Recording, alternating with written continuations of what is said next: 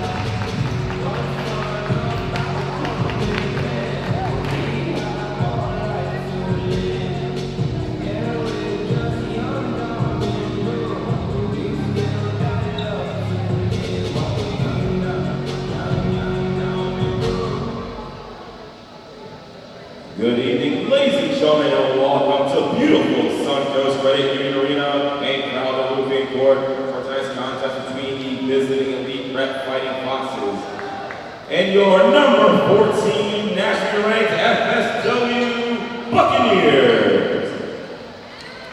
We'd also like to extend a special welcome to Professor Terry House in the FSW Social Sciences Department and faculty live participants, Professor John Kenlon, Professor Sabine Eggleston, and Dr. Renee Hester, and their students in Section 108 who are joining us tonight. At this time, we ask that you will please rise and remove your hats as we honor America and those who serve and protect our freedoms with the playing of our national anthem.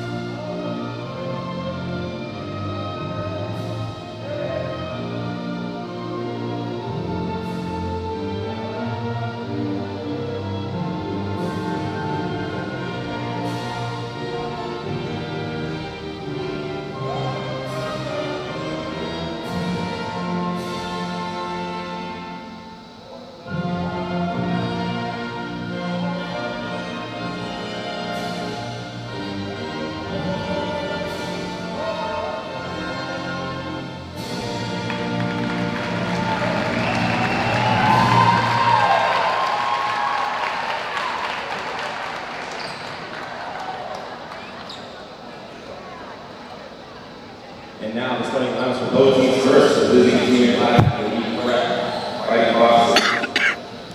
Number 3, Monte Sanford. Number 4, Tara Bentley. Number 10, Terry Parker. Number 15, Kevin Gordon. Number 21, Vanessa Martin.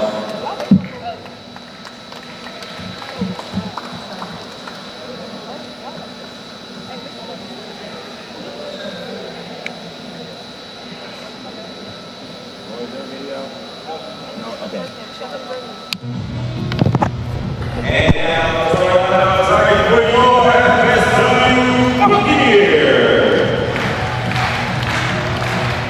On 6-4 number 14,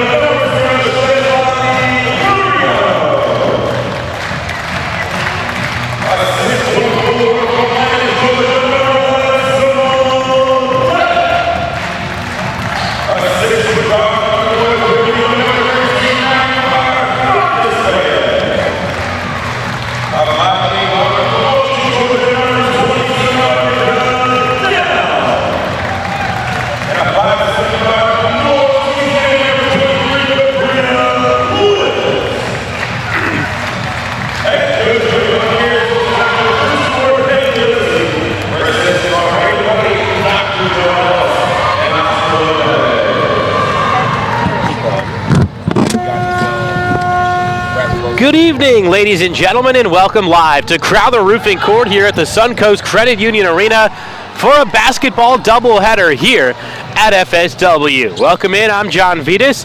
We'll start with a women's matchup with the 14th ranked Buccaneers at a 15-5 mark are now finally ready to take on the Elite Prep Fighting Foxes. We are about 20 minutes or so delayed for the tip. Elite Prep a little bit late getting to town. Rush hour in Fort Myers can be troublesome, but they are here and ready to go now. About 20 minutes behind schedule. FSW in the white, the Elite Prep in the black jerseys as Simone Lett wins the tip. And here we go. Cabria Lewis tees up a three. It rims off. Simone let the offensive rebound and put back. And it's 2-0. We do not expect this game to be close, and that is based on some overwhelming results and statistics early in the season. Of course, the Bucs are the number 14 team in the country at 15-5. High arcing pass to Let, feeds inside for Zenautica Downs, who lays it in, and it's 4-0. However, on the other side, this is why we don't expect this to be close. Earlier this season, this elite prep team faced Hillsborough Community College, a team with a losing record, who the Bucs have defeated by more than 30 points already this year. Nice pass inside, Let the layup, no. Got it back, and then a tie-up. That was Shantavius Hanford getting possession for the Foxes. Well, in the matchup, the final score was Hillsborough Community College 140 and Elite Sports Prep 33. That's a 107-point margin when Elite Prep faced a sub-500 Division I junior college team. So tonight they are facing a 15-5 and ranked Bucs team. So it's possible the margin ends up greater than that, which would be stunning, but it's on the table of possibilities here tonight. It's the Elite Sports Prep out of the Orlando area. You see they have Lady Vixens on their front of their jersey, at least that's the text. With ESP on the back, FSW here in the home whites. Here's an easy breakaway for Cheslani Loriano to make it 6-0 Buccaneers. So we'll see what these Foxes have. Shakira Demery brings it up.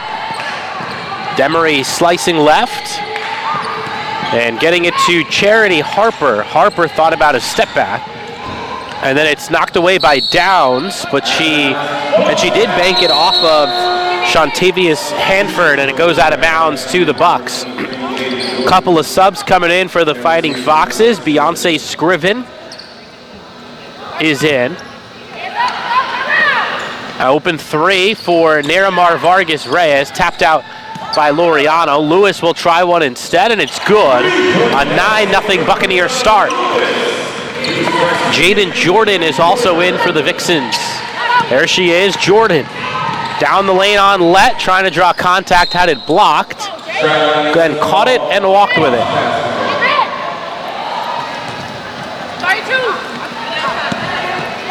So a 9-0 lead, 2 minutes in for the Buccaneers. They post up Loriano to the elbow for Let, and Let misses the jumper. Offensive rebound, though, to Vargas Reyes, who lays it up and in. Again, 140-33 is the only measuring stick we have in this matchup, and we are concerned it might end up in a similar place. There's a baseline jumper that doesn't go for Jordan.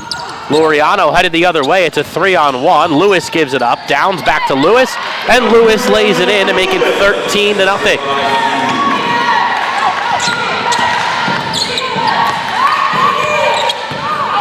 We might have some interesting stats to dissect in the second half. Tough shot by Harper. Put back, though, for Jordan. No. Gets it back. Puts it right back up. Can't get it to go. And the rebound to Vargas Reyes. 4-on-2 developing for the Buccaneers. Downs wide open for three. Too long. Offensive rebound and put back. It's a foul as Jordan hacked Lewis.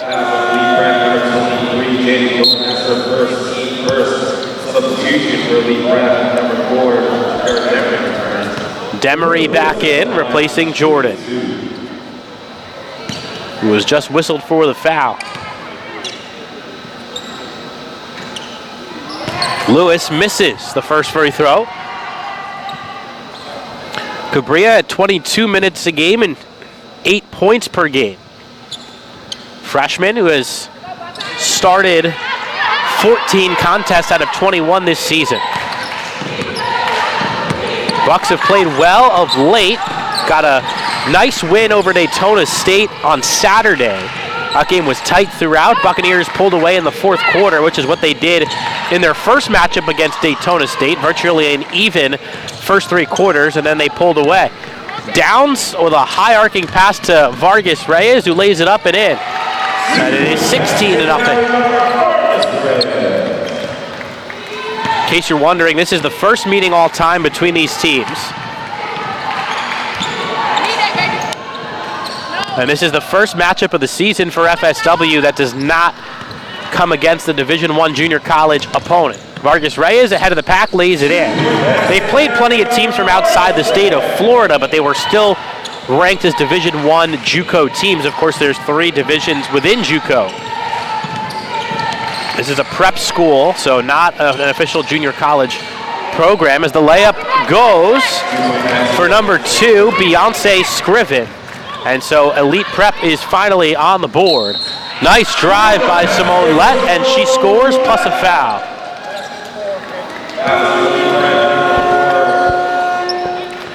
And a line change here for FSW. Tashana Wright-Gaskins is in. Jasani Buchanan is in. Giovanna Rios as well as Shekinah Guthrie all into the contest for the Bucs. Looks like Amani Waiters will check in for the shooter Lett if she makes the second. Or rather, the one. Free throw is up and good, and so Lett will get a breather as Waiters checks in. So you've got a lineup with 0 starters in there for the Bucs, less than 5 minutes in, and that's because they're already up 21-2.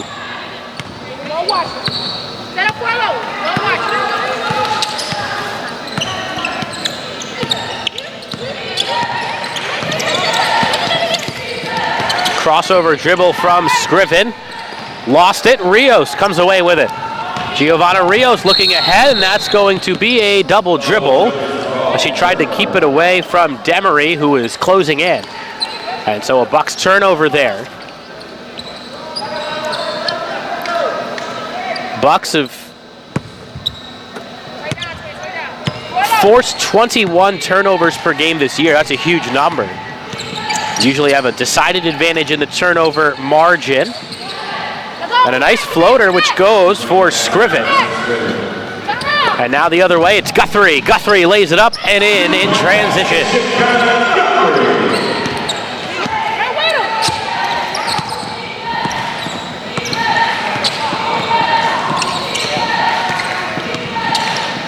There's a floater. Scriven almost got another one to go. Instead, Wright-Gaskins corrals the rebound.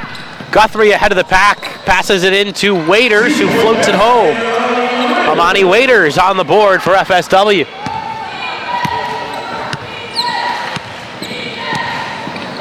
Here is Harper.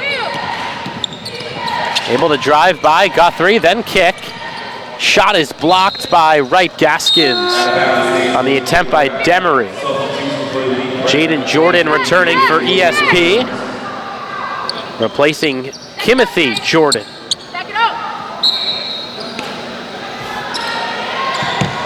And a kick against the Bucs.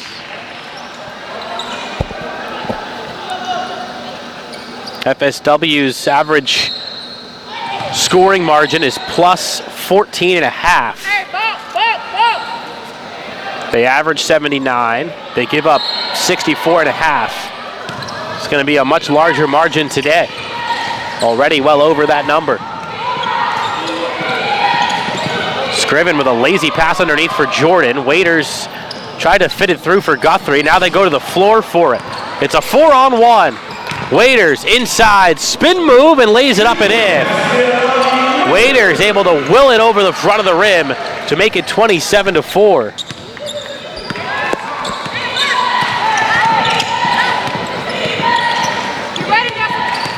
Scriven driving, tried to feed the baseline, and it was too long for Harper.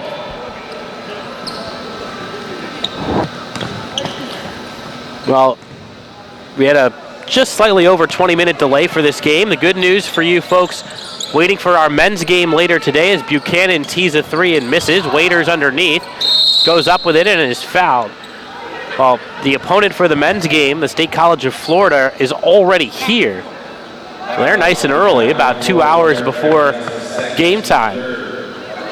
So there will be no delay for a similar reason in game 2. We know that. And they are a heck of a ball club. Only 4 losses all year for SCF. 17-4. Got 4 players averaging double digits, including an absolute stud in Demoy Hodge, who goes for 27 a game, along with 8 rebounds and 6 assists. Triple-double waiting to happen is Mr. Hodge, and we'll see him in hopefully less than 2 hours from now. Waiters misses the free throws, and we've got a lane violation against the Bucs. They're going to call it or check that against the Vixens. So another free throw for Waiters. And she misses another. Tapped out by Guthrie. Wright Gaskins battling inside. And a jump ball as Hanford was all over it. This time the arrow favors Florida Southwestern.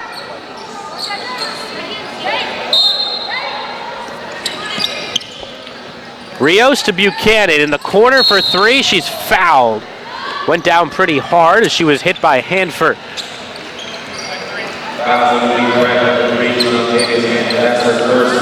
So Buchanan will get 3 free throws.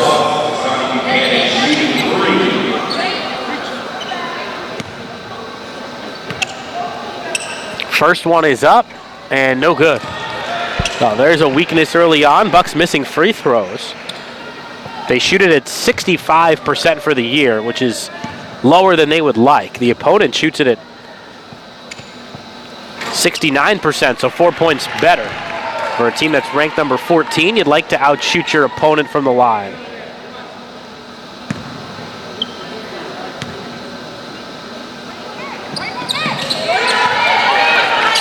Buchanan got it.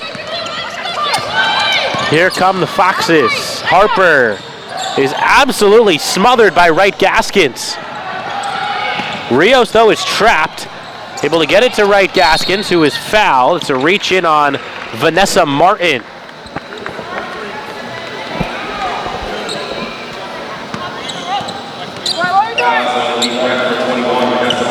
That's the 5th foul of the quarter, so the Buccaneers will get free throws. Wright Gaskins to the line to shoot 2.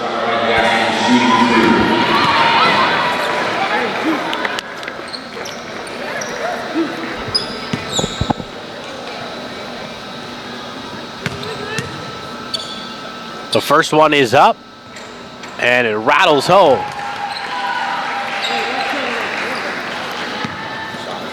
Tashana from Shillington, Pennsylvania, freshman guard. Been a big contributor off the bench. 6 points per game for Wright Gaskins, an energy player for sure. There's a long 3 from Jordan. A little bit short, rebounded by Waiters. Here's Rios the other direction. Wright Gaskins pulls up in the lane and drills it. 4 quick points for Wright Gaskins.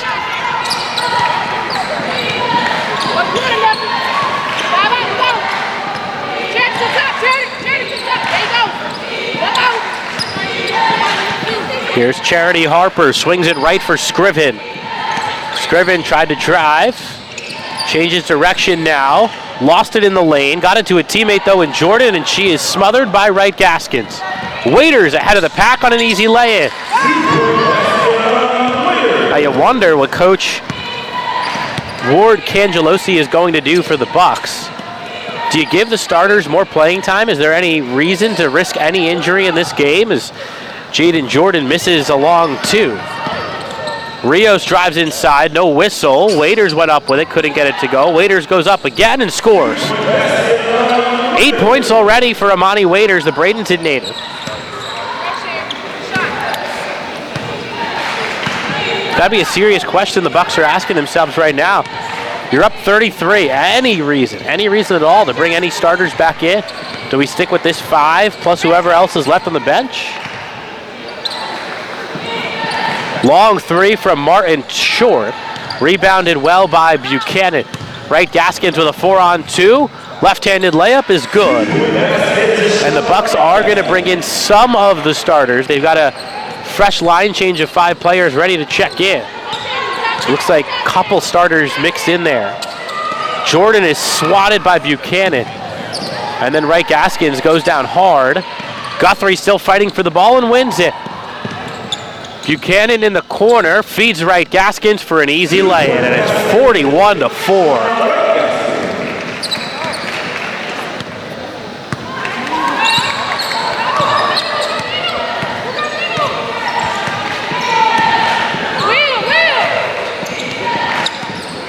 Here is Scriven. She got all 4 for Elite Sports.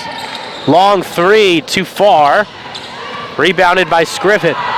So a fresh 20 for the Foxes. Nifty pass inside. Jordan got a good shot off but missed it. Rios the other way. Final 40 seconds of the quarter.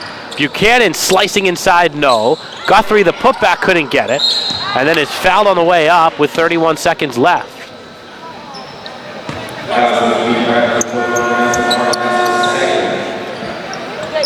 So here comes another line change for FSW. They do bring 3 starters back in. Lewis, Downs, and Vargas Reyes. 2 fresh faces are in there. Anissa Tuitt, freshman from Kissimmee, Florida, facing a team that's from that area. And Zaria Hanna, transfer sophomore from New York, as Guthrie misses the first.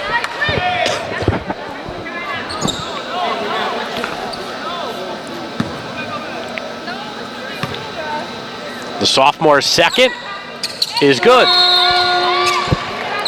And Lewis will now come in for her. So you've got 3 starters in along with Tuitt and Hanna.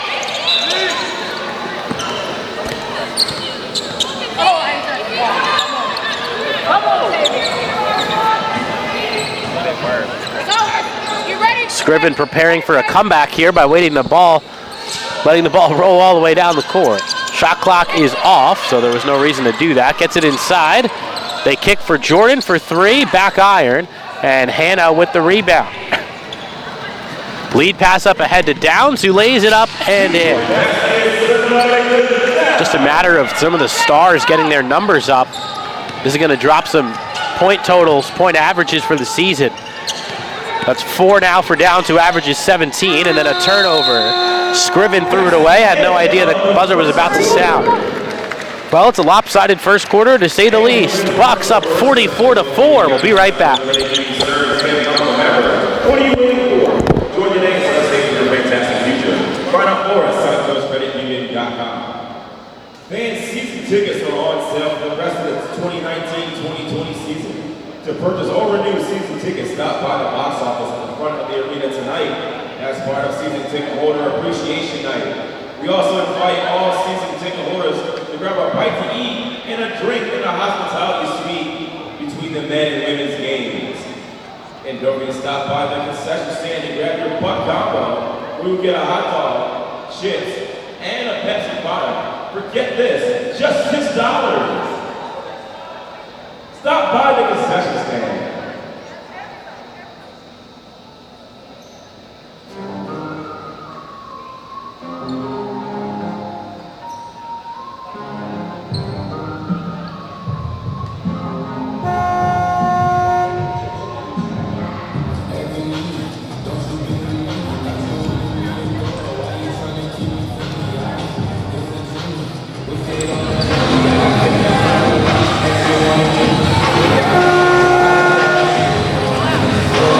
John Vitas welcoming you back live to FSW as we start the second quarter here between the Elite Prep Fighting Foxes and the FSW Buccaneers, and it is a pretty wide margin to this point. Foxes start with the basketball down by 40. We warned you that this could happen. They lost by over 100 to a sub-500 team in Hillsborough Community College at the end of December. Downs with the rebound, leading a pass up ahead to Vargas Reyes, dumps it inside for Hanna, who scores. And it doesn't seem like there's a great vigor to play defense or give a strong effort on the ESP side, so I think this is only going to get worse. Drive inside, Scriven has been the aggressor for the Foxes, and she has it rejected by Lewis. Rebounds are not close. The Bucs are out rebounding the Foxes 23-7.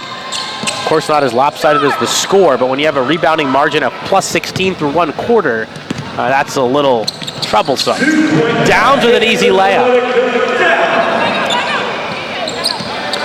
And at this point, the only question is whether the Bucs are going to score 200 in this game.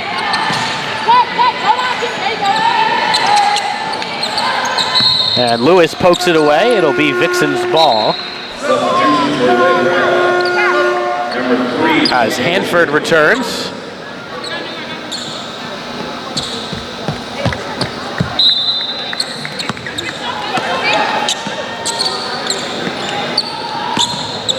Baseline drive for Scriven, gives it up, and it's stolen. Hannah gets the steal.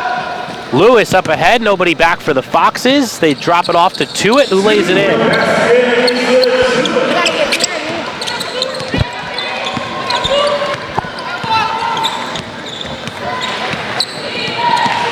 Jordan, Timothy Jordan, poked away by Hannah, stolen by Downs. Downs gonna outrun the defender, it appears, and then there is a foul and a heavy collision. Going to be a reach-in on Hanford as Downs ran over Scriven late in the sequence.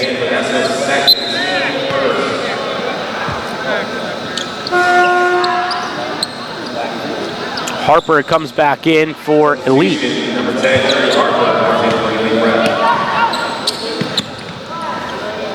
Vargas Reyes thought about a three. Instead drives, kicks, downs the jumper. Yes. 2-point basket.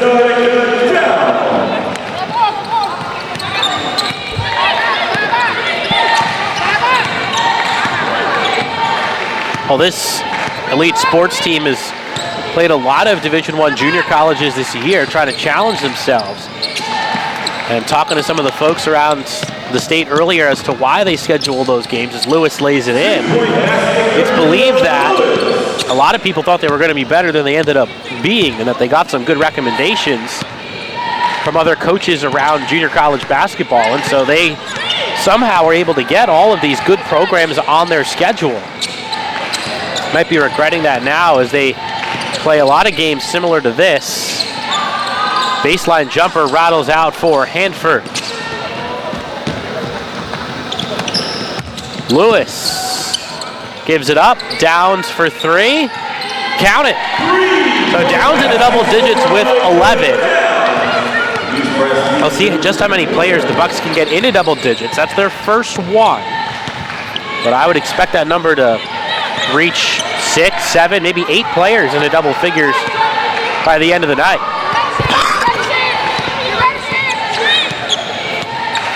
Scriven, bounce pass right side. There's a three that's off the bottom of the backboard. Vargas Reyes inside, Downs with a missed shot, and Tuitt is there for the putback.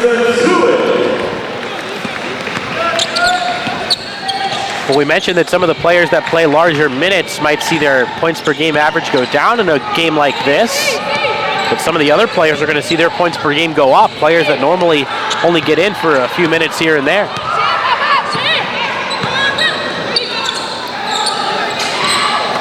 Tuitt, who averages just 7 minutes and 2 points per game, already has 4. There's an easy lay-in for Cabria Lewis.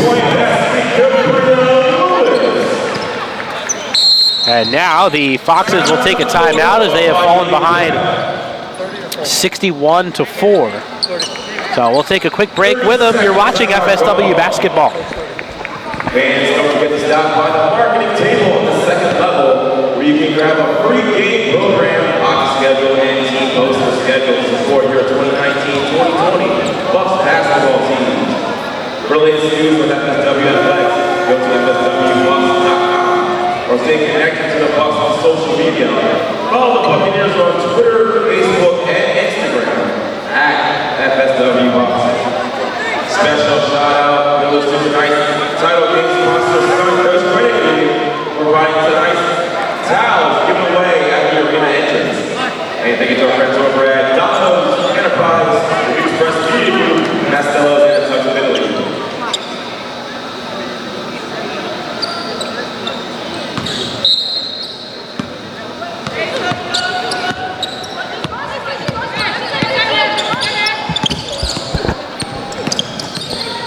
back to the action. Lady Foxes trying to score, down by 57.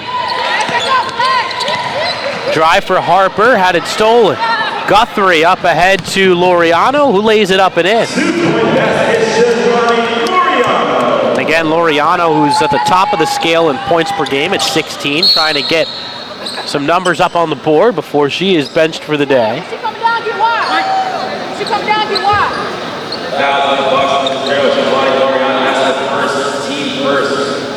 Hey, stack. So foul is called there on Laureano.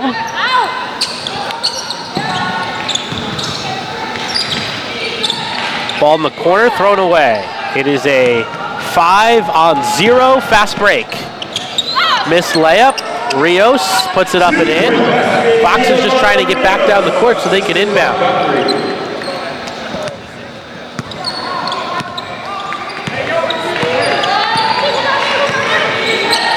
Scrivens pass, stolen. Let up ahead. Rios. Laureano, bounce pass Guthrie. They go back and forth with it. It's going to be an assist for Rios and a layup for Laureano.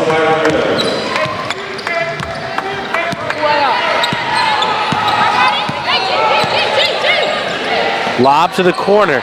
Martin. Jordan for three. Short. Tough pass. There's a Bucs turnover. Nice steal by Charity Harper. Some generous ovations from the Bucs fans for the Foxes. Another breakaway the other way. Let to Guthrie, who is fouled and will go to the line.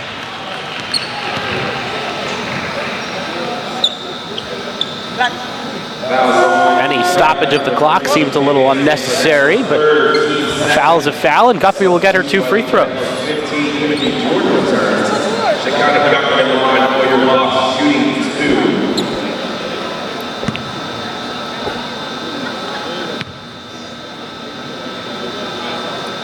Shekinah drills the first.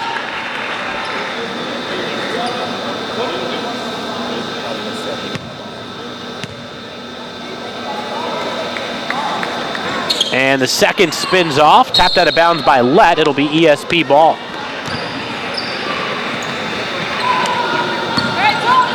Now as they bring it up, well folks, if you're not the most entertained by this matchup, at least you can go tell your friends and family you saw something today in the game of basketball you've never seen before. Find me a matchup at any official level of basketball that ends up with a score like this. Up ahead, Guthrie lobs, Laureano drops, Rios. They go back and forth and reset. We might have to see more possessions like this where they just waste time. Wright Gaskins drills along too. And that's the second Buccaneer player into double digits. Downs has 11, and now Wright Gaskins has 10.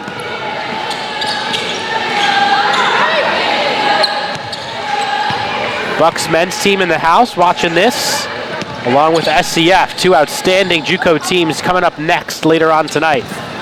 Laureano on the breakaway, missed it. And a rebound for Hanford, who did get back. Steal by Guthrie. Lobs to Rios, who lays it up and in.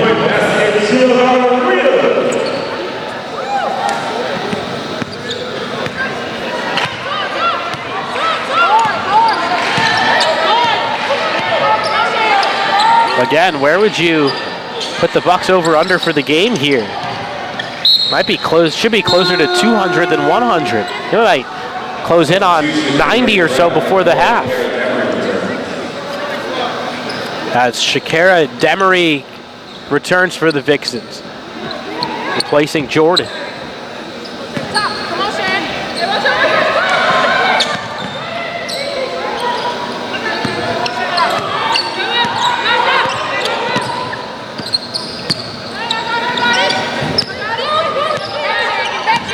Shot clock winding down. Long jump shot, no good. Off the hand of Harper.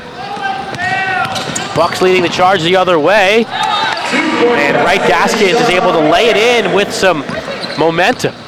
Strong drive there by Tashana Wright Gaskins to make it a 70-point game.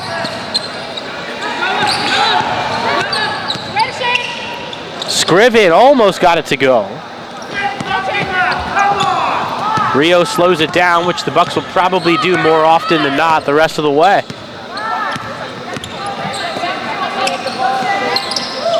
Inside, Laureano puts up a floater, no. Simone Lett slicing through 4 black jerseys for the rebound. Rios a floater, no. Laureano put back, no. And she'll reset.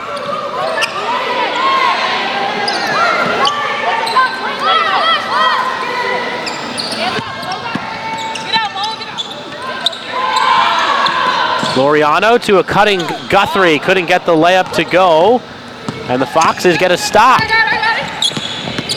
They might have forced 5 misses on that possession.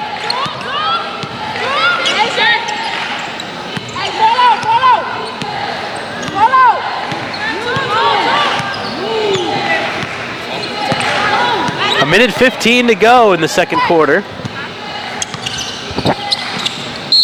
And a foul inside on Martin.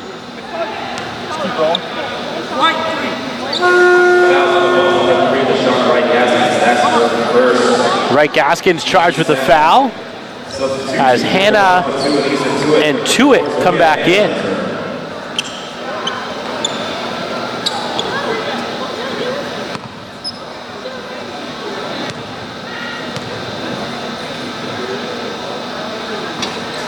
Free throw, no good.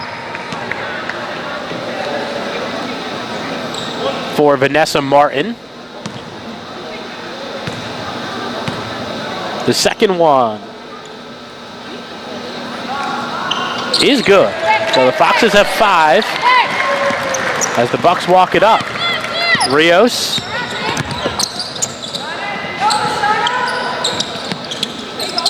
Guthrie across the way for Rios. Rios pulls up from 2, no good.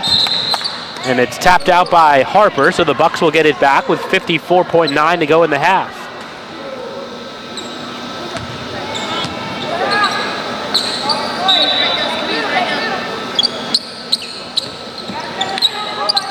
They lob inside for Hannah. Hannah puts it up, can't get it to go. Offensive rebound, put back, yes.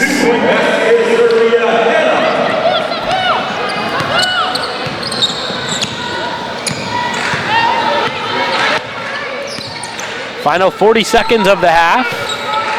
Perhaps the last possession for ESP.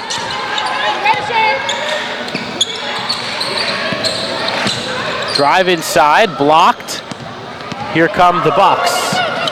Wright Gaskins gonna hold for the last shot even though they had an easy layup.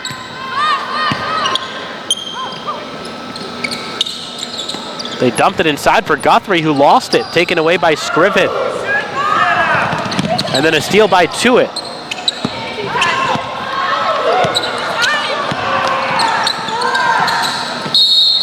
Wright Gaskins, the runner, was fouled from behind, so we'll have free throws with a second and a half left. At the line for your Bucs, Tashana Wright Gaskins shooting 2.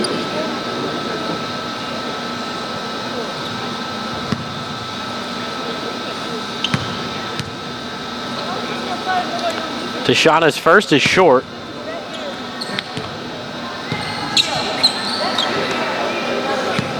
She leads the way right now with 12 points for the Bucs. Missed the second. Hannah gets in for the rebound, and that's the buzzer. She'll pick up an offensive rebound and take it to halftime. Well, this is your official score. It's FSW 76 and Elite Prep 5. That is for real. That is how this game has gone, and it'll be a little bit more of the same in the second half, we suspect. So we'll take a break here at halftime, and we'll be ready for the second half, and then a tremendous men's game later on. You won't want to miss it as the second-ranked Bucs take on an outstanding SCF team at 17-4. That's coming up later on tonight. You're watching FSW basketball.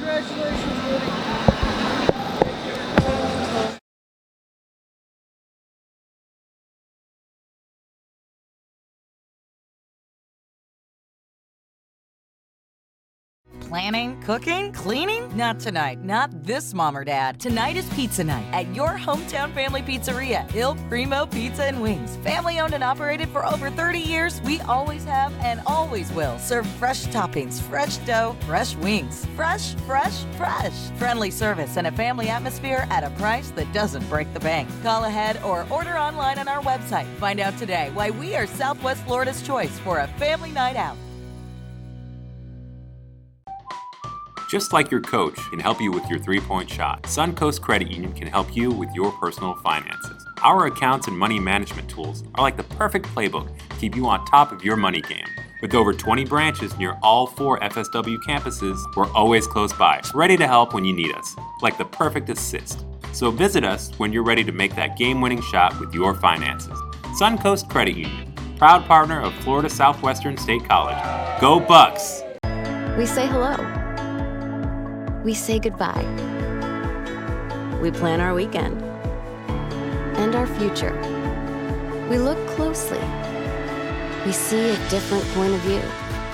We love what makes us Southwest Florida and America. The News Press and Naples Daily News are now part of the USA Today network, bringing our community to the country and the country to our community. Together, we'll bring you a better today.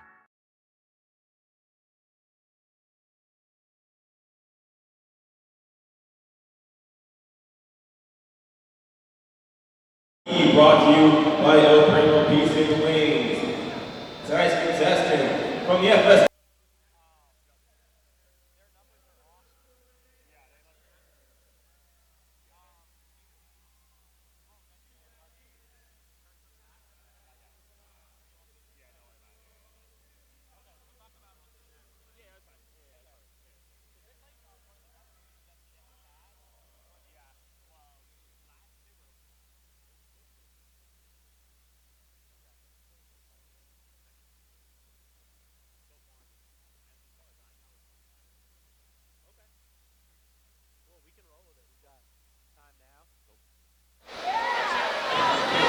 Welcome back to Suncoast Credit Union Arena here in Fort Myers, where the FSW women's team with a fairly decided advantage over the Elite Sports Academy, 76-5 here at halftime.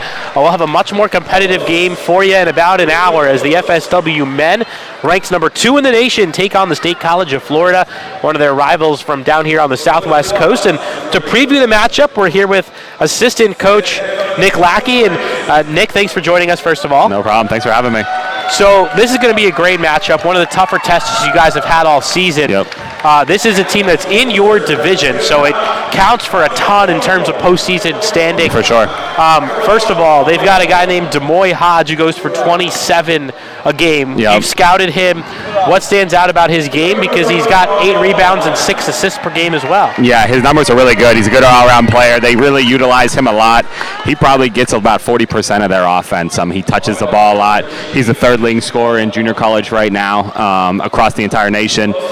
So he really gets he gets to his spots. They set him up well. They're a good passing team, and he finds good avenues to get his points. So he scores in all aspects of the game? Scores in bunches, yeah. He's a really good three-point shooter, gets out in transition. This whole team in general really likes to run the floor a lot. One of the things we're going to realize to limit them is the transition points and try and to stop their fast-paced offense. Now they do have 3 other guys averaging double figures. Yep. So is it fair to say your defensive strategy, other than stopping transition, Yep. it's not just to stop Hodge. You've got other guys to worry about too. Right. You do. You definitely do. Hodge is obviously a major factor. Anytime you have someone averaging 27 a game, he's obviously going to be a major focal point of the offense. But they do have some other pieces around him. Isaiah Dasher is a returning sophomore. He was their second leading scorer last year. They have a couple guys that redshirted that are playing now, so they kind of saw what it was like to be in the atmosphere last year, what the league is kind of like. So they have some good pieces for sure. So they're averaging better than 90 a game. You guys are pretty close to that total. Should the folks here in Fort Myers be ready for just one of the most entertaining games they've seen in a long time? I mean, this could be an up and down 95, 92 kind of final, right? Yeah. What we're trying to do is obviously we're trying to limit people in the transition at any point of the game. But it will be a fast-paced game, I'm sure. That's what their style of play is. Obviously, we've seen that can be our style of play as well. So it's going to be a good match for sure. Yeah. In terms of dealing with the matchup and what you guys do on your side. Yeah. Obviously, it's a little more balanced scoring-wise for you. Keon has been the focal point of the offense, 17.5 per game for him, and he's done even better here as we reach conference play. What adjustments might you make going into the first half tonight that maybe we don't see? Is there going to be a focus on a certain player or a certain scheme when you go up against a team that's 17-4? Right, yeah. No, we've prided ourselves to be very versatile. We have a lot of guys that can light it up. I mean, we've had double scoring figure games from multiple guys over the course of the season, especially since conference has started. So obviously Keon is a major focal point of our offense, but we do have multiple guys that can come in, and so it's kind of going to be by committee. That's kind of how we base the team, and whoever's night it is can step up and keep the build. So that's kind of how we look at things. Before we let you go, give us one name on your side who you think can be an X factor aside from Keon and Barrick, who are your top two scorers. Yeah, DeLassers Keys has really had a nice stretch these last couple of games. A double-double against Hillsborough to start. He's really kind of taken the next step. He can shoot the three. He's a big body down low where he can go get rebounds. He's been really stepping up his game as of late, so he could be a name that you could see. Nick Lackey, assistant coach for the men's team, thank you so much for dropping by here at halftime. No problem. Thanks for having me. You can catch Nick and the rest of this men's basketball team in about an hour once this women's game is wrapped up. We are about 3 minutes away from the start of the third quarter. It should be an interesting last couple of quarters here from FSW, where your 14th ranked Lady Bucs lead 76-5. We'll be right back.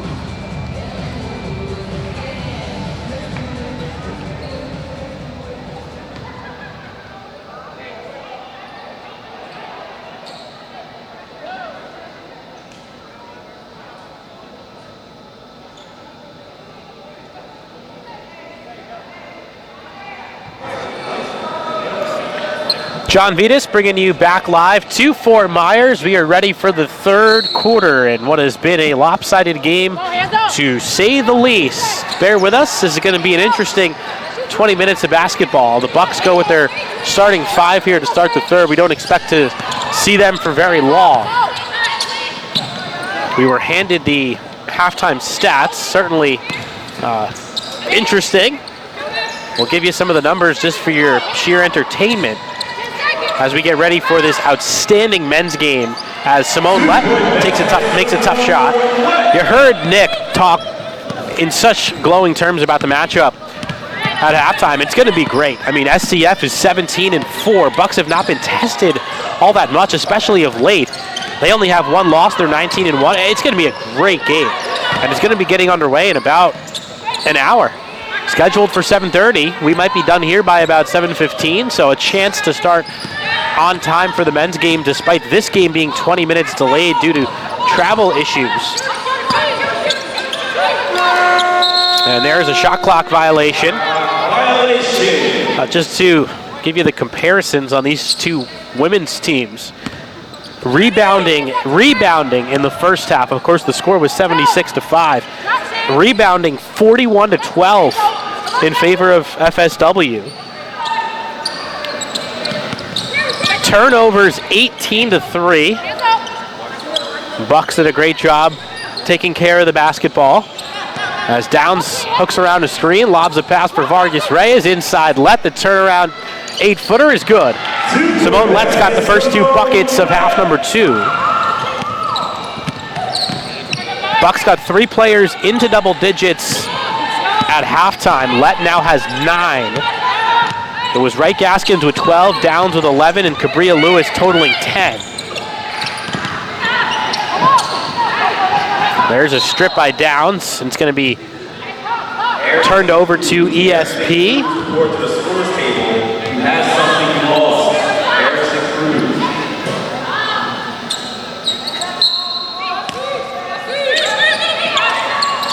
Scriven gets it inside. Shot off the mark from Vanessa Martin. Bucs take it away. Working with a comfortable 75-point lead. Left side, Lewis thought about a 3. Bucs are going to use as much clock as they can on each possession to get this one to the finish. Vargas Reyes inside for Lett. Lett turns, pulls up. Another short jumper is off the mark. Rebounded by Scriven.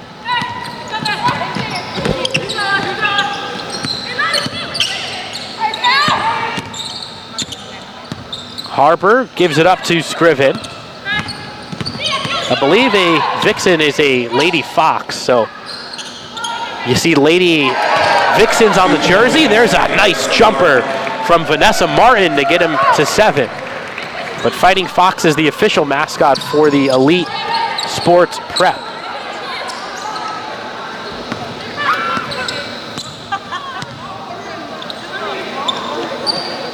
Vargas Reyes, right corner. They work it around. Lett, Downs, Lewis. Down to 6 to shoot. Inside for Lett. Lett coughed it up. They're going to have to shoot. Lewis pulls from 3. Too long. Air ball. And that is a shot clock violation. So the Vixens get it back. While the shooting was not pretty on the Elite side, they were 2 for 34 from the field in that first half. In case you're wondering, that is 9.5%. 0 for 10 from 3. Bucs went just 2 for 5. 46 of their 51 shots were 2-pointers, most of them point-blank layups. They shot 64%. Downs from 3, no good. Lett the rebound and putback, no. Goes back up with it off the window, yes. So Lett is now into double figures, and the Bucs have 4 players with 10 points or more. Lett already has 6 here in the third quarter. Scriven. Spinning. Harper, step back, short or too long. Rebound to Lett on the weak side. Lewis lobs one to Vargas Reyes. Downs, Laureano, and Cabria Lewis. They will wait until that shot clock gets to under 10 before they let anything go. Vargas Reyes knifing through, able to lob it in off the glass and score over Vanessa Martin.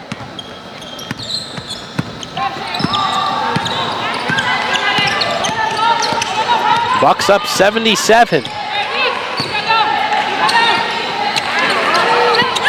Hanford tries a three, short of the mark, rebounded by Downs.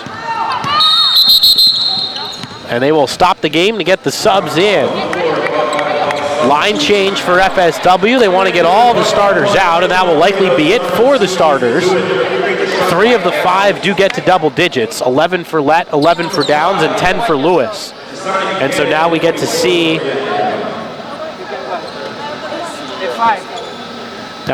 the bench probably for the rest of the night.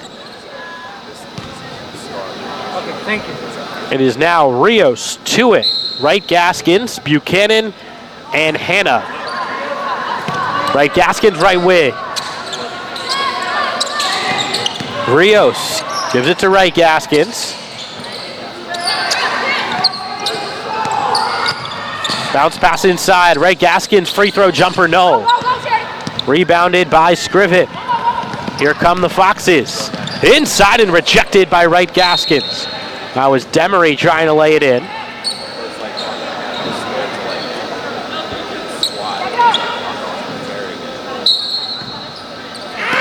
And the pass knocked away that time by Tuitt.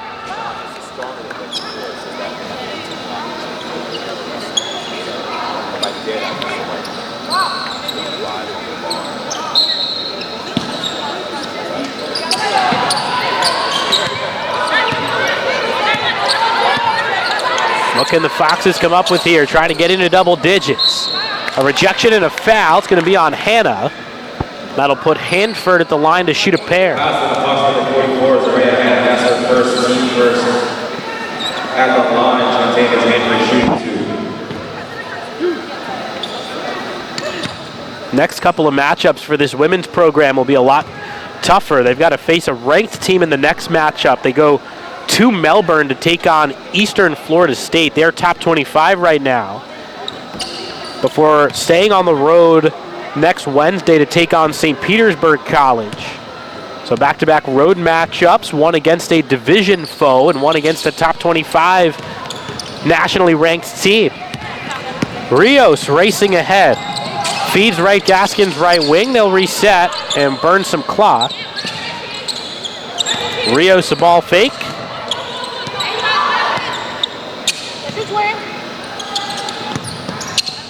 Hanna to Wright Gaskins. 5 to shoot. Rios inside. Wright Gaskins the pull up. Gets the roll. 14 points tonight for Tashana Wright Gaskins.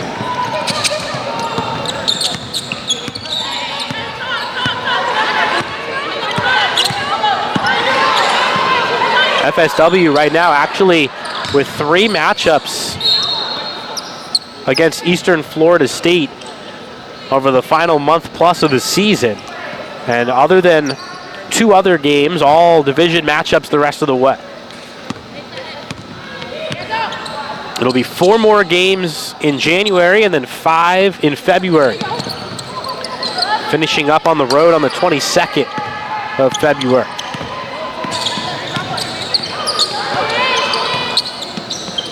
Wright Gaskins freed up by a screen, and an air ball on the 3 will give it over to Elite Sports.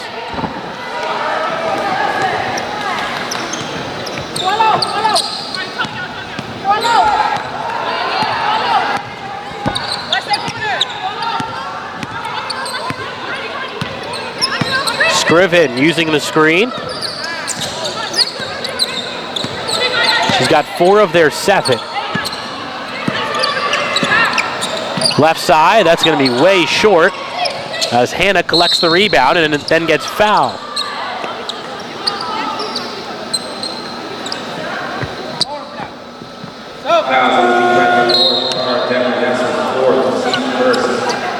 Timothy Jordan returns for Demery.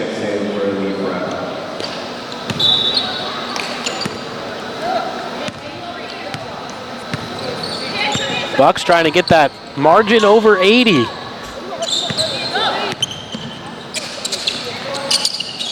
Inside for Buchanan.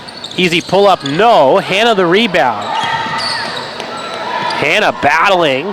Puts it up off the glass, no good. Gets it back off a couple of tips and then is fouled. Lady Foxes packing it in there, playing some tough D. Forcing Hannah to earn it at the line.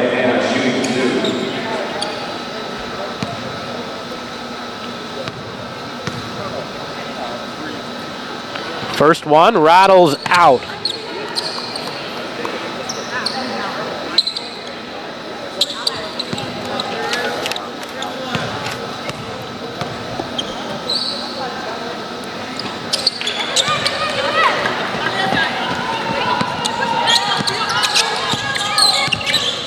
Oh, this is right on the Elite Prep Academy's average for margin of defeat against Division I JUCOs. Of course, the Bucs can stretch the lead, but right around where it is now is about the norm for them.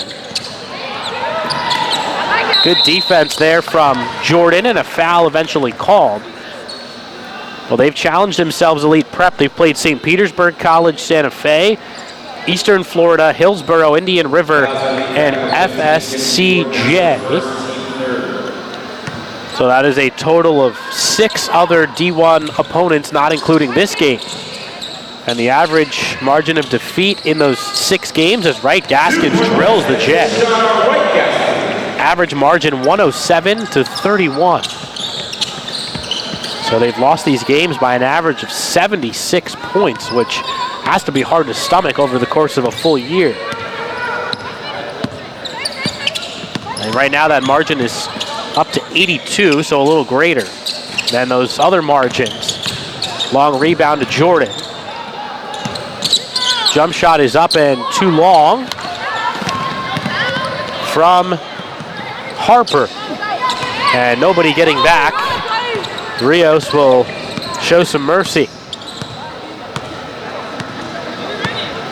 A little surprised to see Coach Ward Cangelosi get the starters back in. They're about to check back in.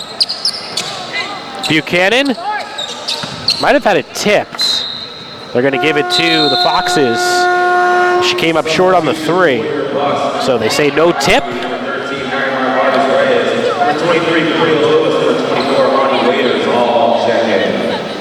So a line change for the Bucs. It's Waiters, Guthrie, Lewis, and Rios returning.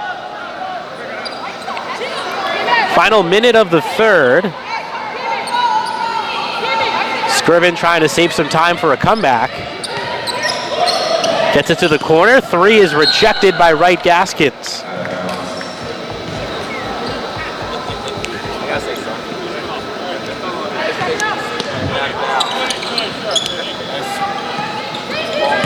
They get it in for Harper.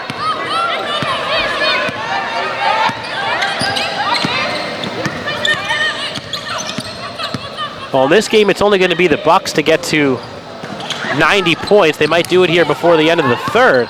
But in game 2, we heard Nick Lackey talk about it. Could be both teams that break 90 in our nightcap. Both teams averaging right around that total as Timothy Jordan scores off the window for Elite. They're up to 9.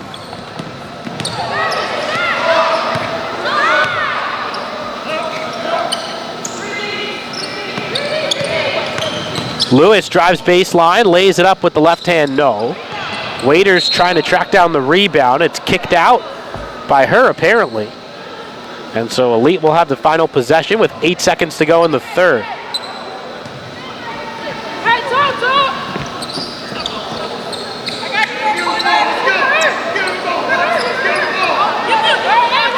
Scriven letting it roll.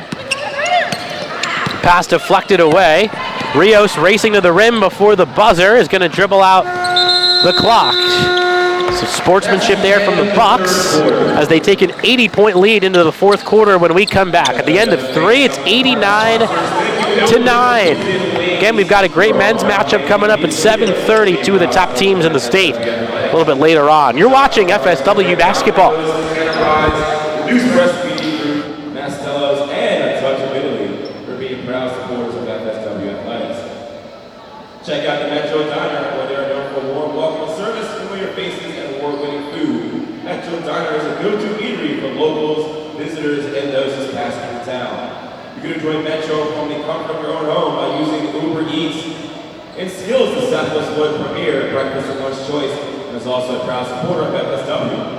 Skills offers all FSW students, faculty, and staff a 10% discount on their food and beverage purchase with their school ID.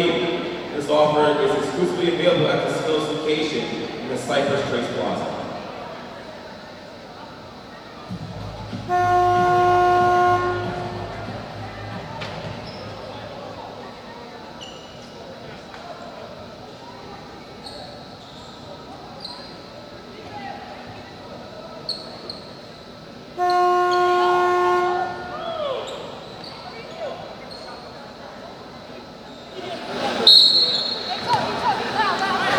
John Vitas welcoming you back live to Crowther Roofing Court.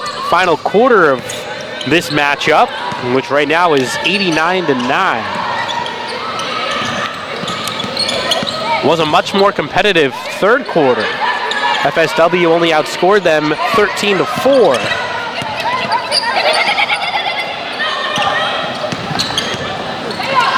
Long, tough drive from Harper, and Charity will get 2 free throws.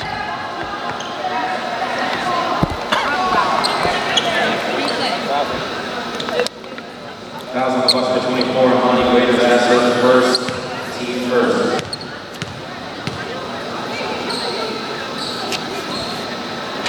First one goes down for Harper. At the line will be correct with 10, Charity Harper. Well, there's some major talent on the opposing side in our men's matchup later as Harper makes both the Foxes into double digits. We heard Nick Lackey talk about it earlier. Usually SCF is in the top half of the Suncoast Conference, which is the league the Bucs play in here in Southwest Florida. Athletic followed by Wright Gaskins couldn't get the roll on the putback. But this year's SCF team is particularly tough at 17-4. You heard Coach Lackey talk about Demoy Hodge, who goes for 27 points, 8 rebounds, and 6 assists per game, shooting 51% for SCF. And Coach Lackey said that the three-point shot is a big part of his arsenal. About half of his shots this season have been threes, and he's still shooting 51% for the year. Rios tries a triple. Off the mark, Waiters is there for the putback. Putback's good on Waiters.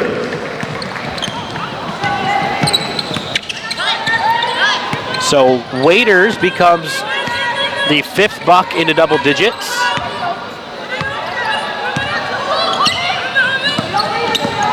Drive to the baseline by Scriven and stepped out of bounds, was looking for a foul, didn't get it. Substitution for Lee Brett, the 14, retired Barber. So you got to worry about number 5, Hodge for SCF, and then 3 other players averaging double digits, all over 11 points per game. Isaiah Dasher, who Nick Lackey talked about at halftime. Jordan Clark and Marshall Keurig. Their Keurig goes for 11 a game and shoots 66%. As Rio scores to extend the lead to 93-11. So Keurig is the inside threat. Clark and Dasher have both attempted more than 50 threes this year, so about 2.5 3 attempts per game. That 3 is off the mark, rebounded by Wright Gaskins.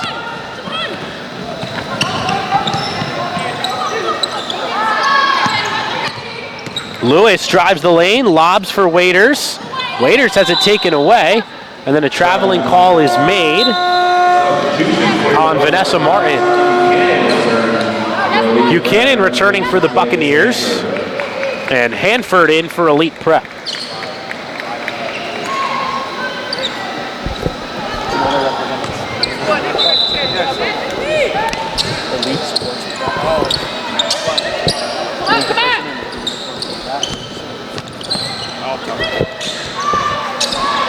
Buchanan lobbing to the block for Waiters. Waiters kicks to Rios. They swing it for Lewis.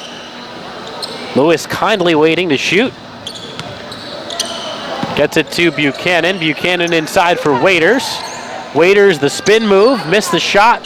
Guthrie does as well, and Rios resets. Lewis from inside the free throw line leads Waiters no. Guthrie kicks.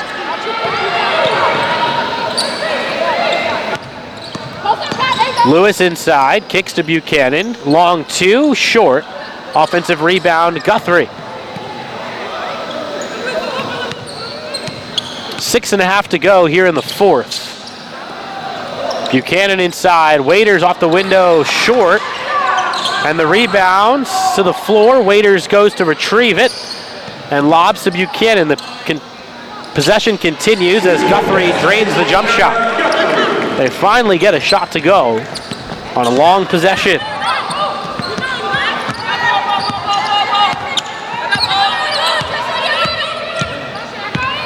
Through the legs from Scriven. Scriven down the lane, puts up a floater off the glass, no good.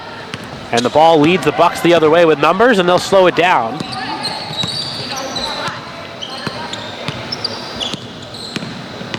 Lewis kicks, Buchanan on the wing. Circles. Waiters, the baseline J is good. 14 points now for Amani Waiters. The freshman from Bradenton. Of all the players on the roster, she is the only one within an hour and a half of here. Bucs hail from far and wide. Several out-of-state players, including 4 from the state of Georgia. Bad turnover there. Bucs get it back.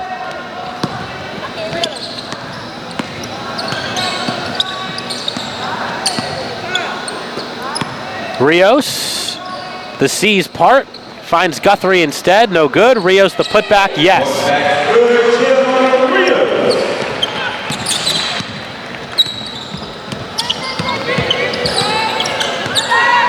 Bucs up 9 times on the Vixens. 99-11.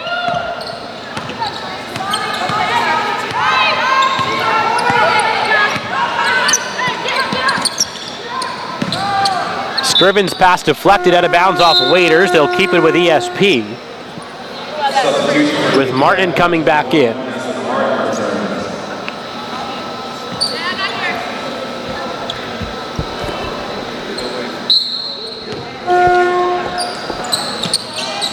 Ball is inbounded. Martin throws it away through the hands of Hanford.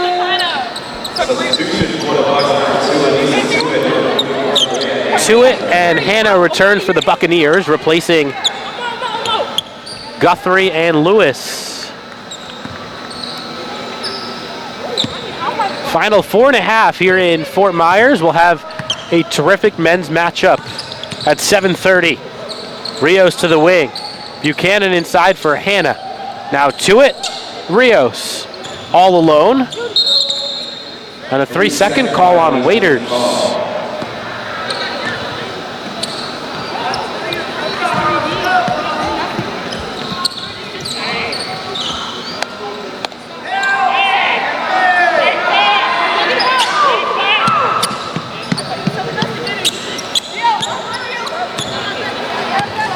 Demery brings it up.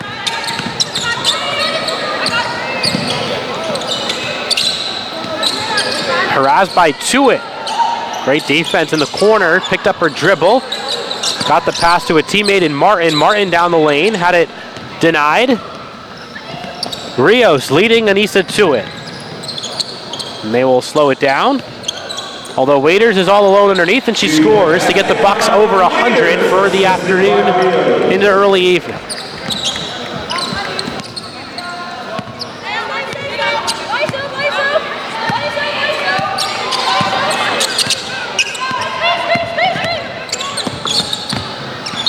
This is the 4th time this year the Buccaneers have broken 100.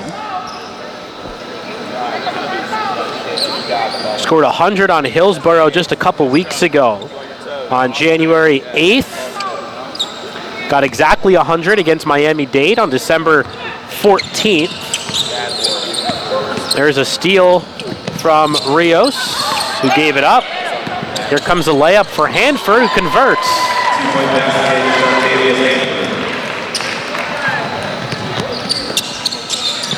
So right now the Bucs season high in points is 107. That was against Central Florida.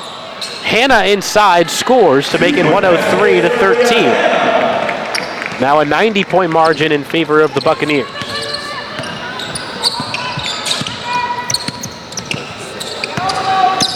I'm sure Sports Information Director Roy Allen will have a note on whether this is the most lopsided win in Buccaneers history. Gotta think that it would be. Inside feed, Scriven circling, trying to split the defense, does and scores. So Scriven with a team high 6 now for the Foxes. Buchanan left wing. Into the corner, Buchanan tees up a triple, short. Waiters an easy rebound. To it along 2, can't get the roll. It's tapped around and saved by ESP.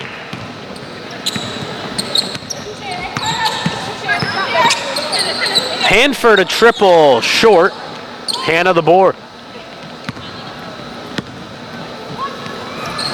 Inside, leading Waiters, who missed the lay-in. Hannah, though, is there for the rebound instead.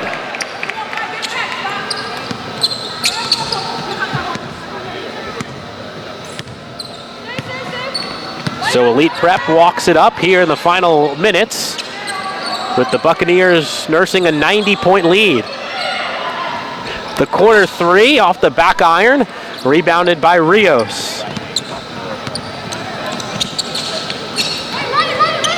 Hannah kicking.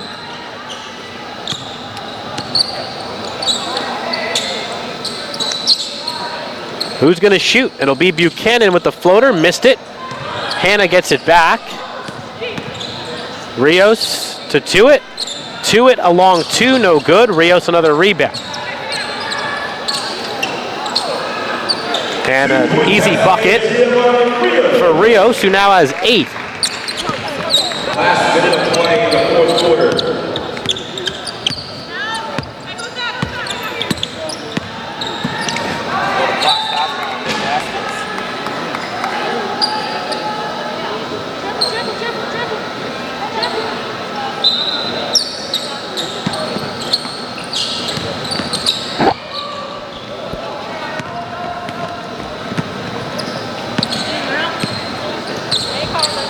Rios dribbling out the clock, 40 seconds to go, and the fans here starting to go get some dinner, head up to the concession stands and get ready for what is going to be a terrific matchup in approximately 25 minutes between the Bucs and the State College of Florida from Bradenton. Scriven brings it up for the final time today for the Foxes and loses it out of bounds, and so now the Bucs can dribble out the clock. Well, what a game we've got for you at 7:30. The Bucs, with a record of 19-1, ranked number 2 in the nation, will host the Manatees of SCF. They are 17-4 and undefeated in conference play so far.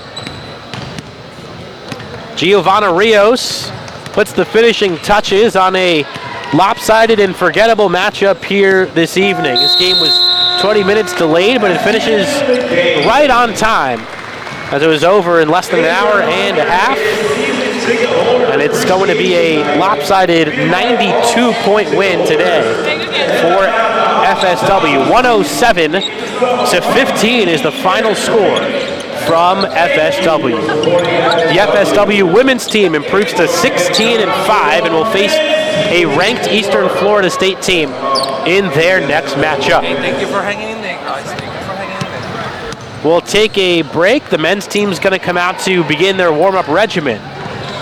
And we will have a tremendous junior college matchup in about 25 minutes You're watching Florida Southwestern basketball live from Fort Myers. We'll be back in a bit.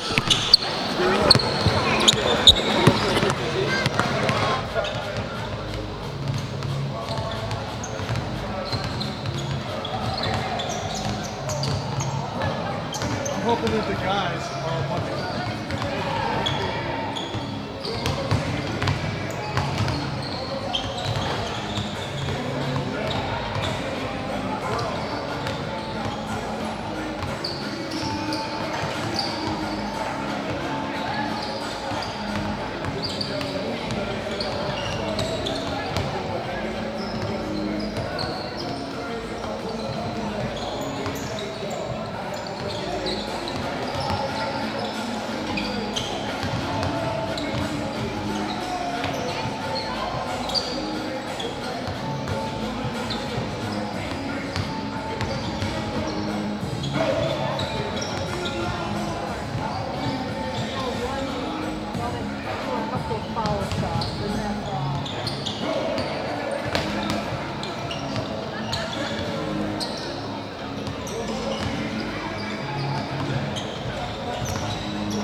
Let me sit down.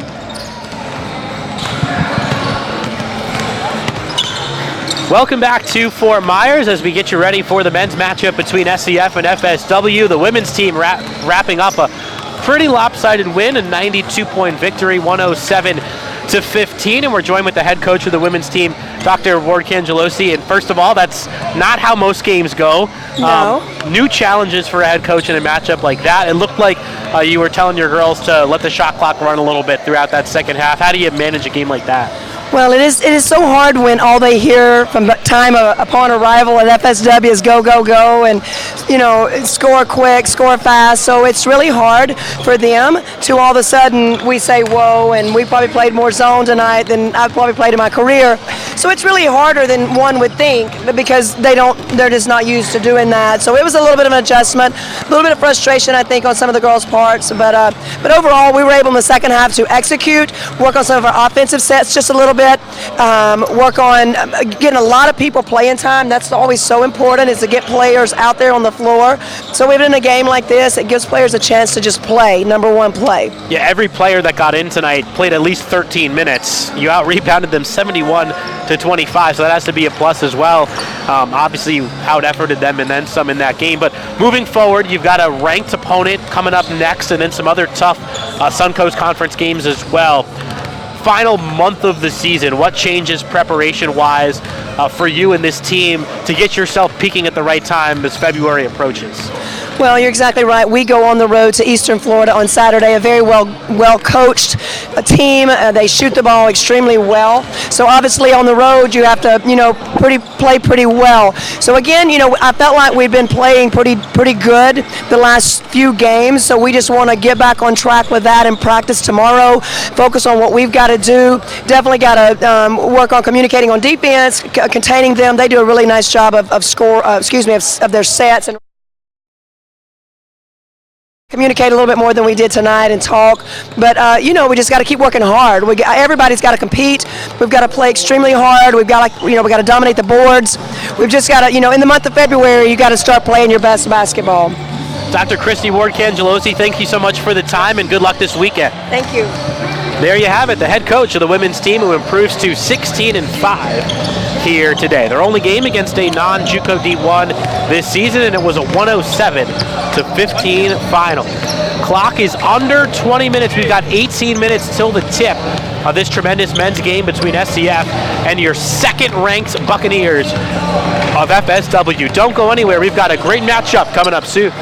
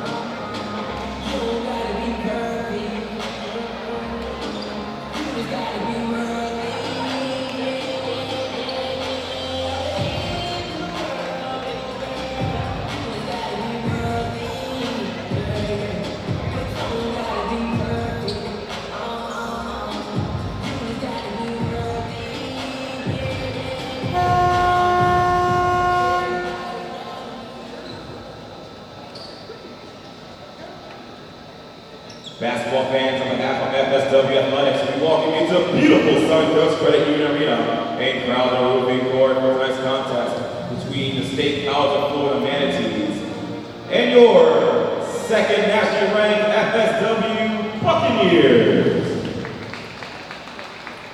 At this time, we ask everyone, please rise and remove your hats as we honor America and those who serve to protect our freedoms with the playing of our national anthem.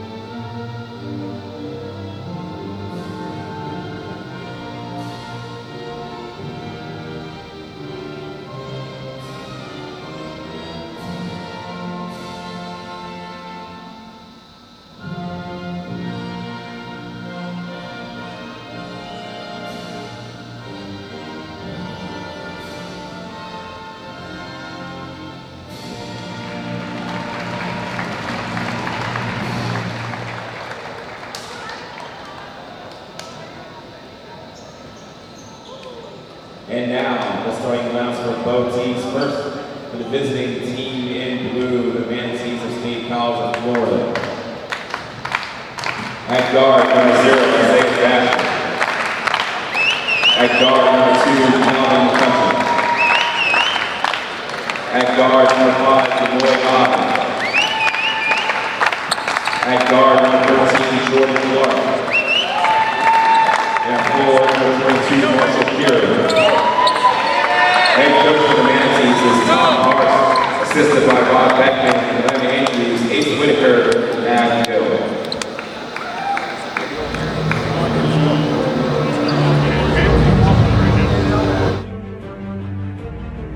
Legacies transcend the boundaries of time. We create them with or without our knowledge.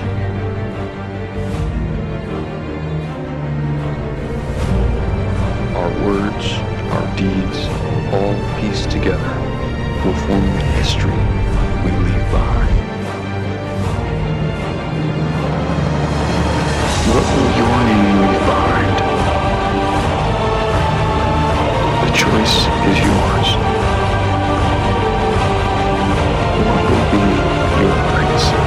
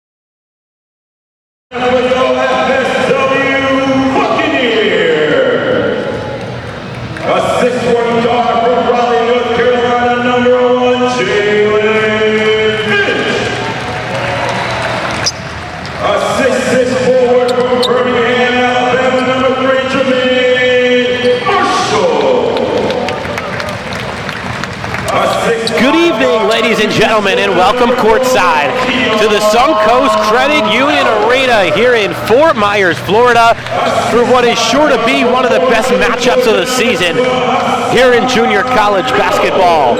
A couple of undefeated teams in Suncoast Conference play link up in this terrific matchup here tonight. It's the Manatees of the State College of Florida in Bradenton, just over an hour away, coming down I-75 with a record of 17-4 to take on the number 2 ranked team in the nation as the Florida Southwestern Buccaneers head to battle with a record of 19-1. This is sure to be a tremendous matchup tonight, featuring a few different stars on both sides. Let's start with the visiting Manatees, led by number 5, Demoy Hodge. Hodge averaging 27 points per game and shooting above 50%, despite shooting about half of his shots from beyond the arc. Buccaneers much more balanced, but led by Keon Ellis. The sophomore wing has been tremendous, 17.5 per game at a 56% clip. So it's 4 in white, 5 in navy. We are ready for the tip here in Fort Myers. It is up and won by the Manatees as Marshall Kearing wins it for SCF. So this has become a rivalry. These two teams separated by about an hour and a half on I-75. It's a rivalry in all sports. However, the Bucs have had the upper hand in basketball. It's much tighter this year. Here's Keon Ellis in transition. Can't get the layup to go. Offensive rebounds are Lazarus Keys, who lays it in. Buccaneers draw first blood on a transition opportunity. It's 2-0. It's Finch, Reynolds, Marshall, Ellis, and Keys to start for the Bucs as Hodge connects on his first shot of the night. So 3 points early for Hodge. Keys has some serious outside game. He's the starting center for the Bucs, number 13 in white, the hottest player for FSW right now. Jalen Finch, the lefty point guard, pulls up and gives it to Reynolds. Down to 10 to shoot for FSW. Down a point. Finch changes direction, gets downhill, finds Keys, into the corner, Reynolds for 3, short. Rebounded by Kearing. Up ahead it goes to Isaiah Dasher. Now Hodge for 3 again, air ball short. Bucs headed in the other direction. Here is Ellis, their leading scorer. In the baby pink shoes, kicks to Keys. Top of the arc, no good. Jermaine Marshall jumps for the rebound. Puts his head down on Kearing, finds Ellis instead for 3, short. Rebound to Marshall once more. Oh, a hot start to this ball game. Up and down they go. Two very athletic, fast teams. Both teams averaging more than 90 points per game. Finch, the jumper, no good. Rebound into the hands of McCutcheon. The other way, it's Hodge. Changes hands and lays it in. And SCF has a 5-2 lead. All kinds of athleticism on both sides in this matchup. Finch using the Keys screen. Gives it up to Ellis. Here's Reynolds. Reynolds tries the baseline. Puts it up, no good. Rebound to Hodge. Hodge averages close to a triple-double, 8 rebounds and 6 assists to go with his 27 points per game. And a foul inside against Dasher.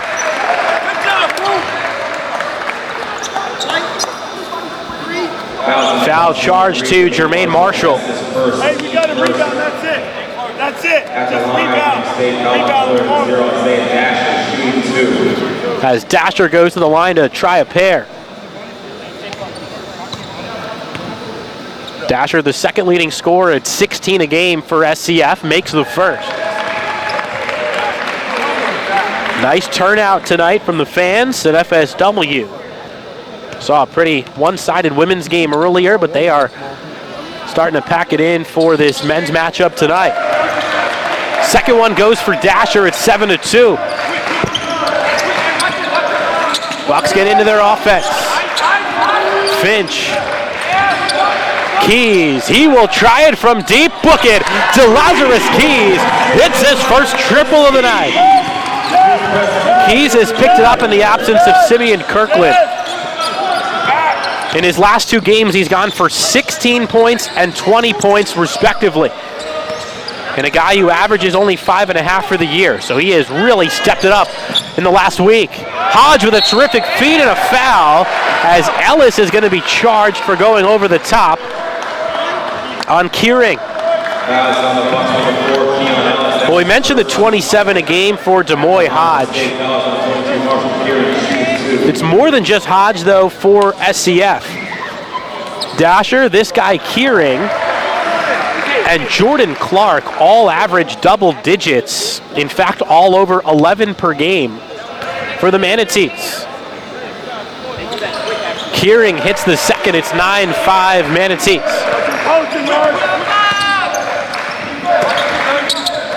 This is a whole different feel from any other home game the Bucs have had this year. They know they have an opponent who can match up with them. Keys tries again.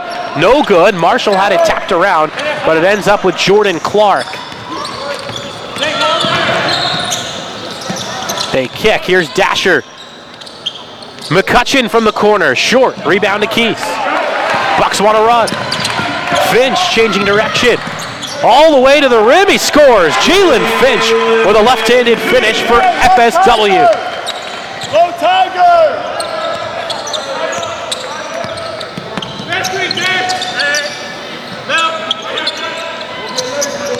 Starter still in there on both sides, although we'll get a sub here on the reach-in foul, which is charged on Reynolds. Hey, lots of hands, Blue. Keep attacking. First sub in for the Bucs is Terry Roberts, the backup point guard who plays quite a bit. Roberts, as a freshman, at 19 minutes per game. He and Finch will trade off on those point guard responsibilities. Dasher to Kearing, top of the key. Dasher right wing. Circling now. And a foul again on the Bucs. Another pretty soft foul that'll reset the shot clock to 20 as it goes on Roberts.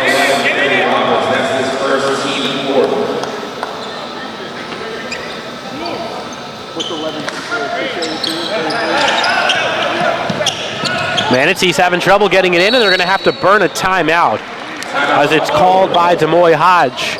9-7 Manatees lead early on in the first half. You're watching FSW basketball. So what are you waiting for?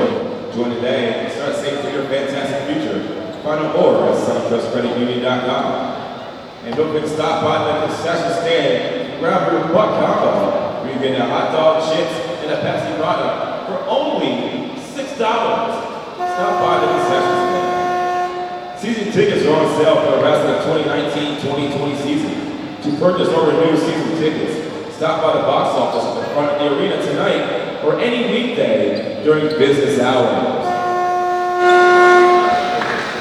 John Vitas bringing you back live to Fort Myers, where the Bucs trail by 2. However, they've had the decided advantage in the shot attempts. Bucs with 10 field goal attempts, they're 3 for 10. SCF is just 2 for 4 from the field. There's a block by Keys. Ellis headed the other way. Knifing through, he lays it up, can't get it to fall, but a foul is called. It's going to be against Hodge, who got Ellis on the back of the head. That is each team's top scorer making contact underneath.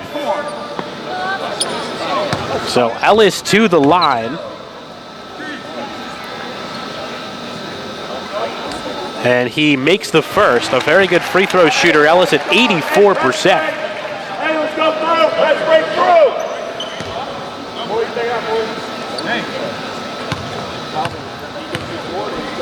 The Eustis, Florida native, lets the second one fly.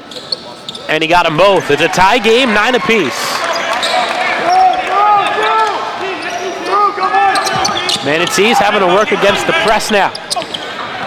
Tough lob handled by Dasher, and a foul or traveling call that time. They've been calling so many hand check fouls. Thought they were going to get Finch, but instead it's a turnover. Barrick Jean-Louis back in for FSW. One of their top players who is coming off the bench tonight. Their second leading scorer, Jean-Louis at 14 per game. Rangy, athletic wing. He and Ellis on the outside are terrific. Ellis dives it down low to Keys, who scores. Two-handed lay-in for DeLazarus Keys, and the Bucs have the lead. This is McCutcheon. Bounce pass for Dasher. Hodge, top scorer, already with 5 tonight, gives it up. Dasher tried to drive, gives it up as well. Clark, right side Hodge. Fadeaway 3, no good. Great defensive possession from the Bucs. Ellis to Roberts. Keon gets it back. Tries to drive the lane. Floater is up. It's good. Plus the foul for Keon Ellis. Maybe not. And they're going to call that a baseline inbound. Shocking. Looked like an obvious continuation. But the Bucs are going to be penalized 2 points there.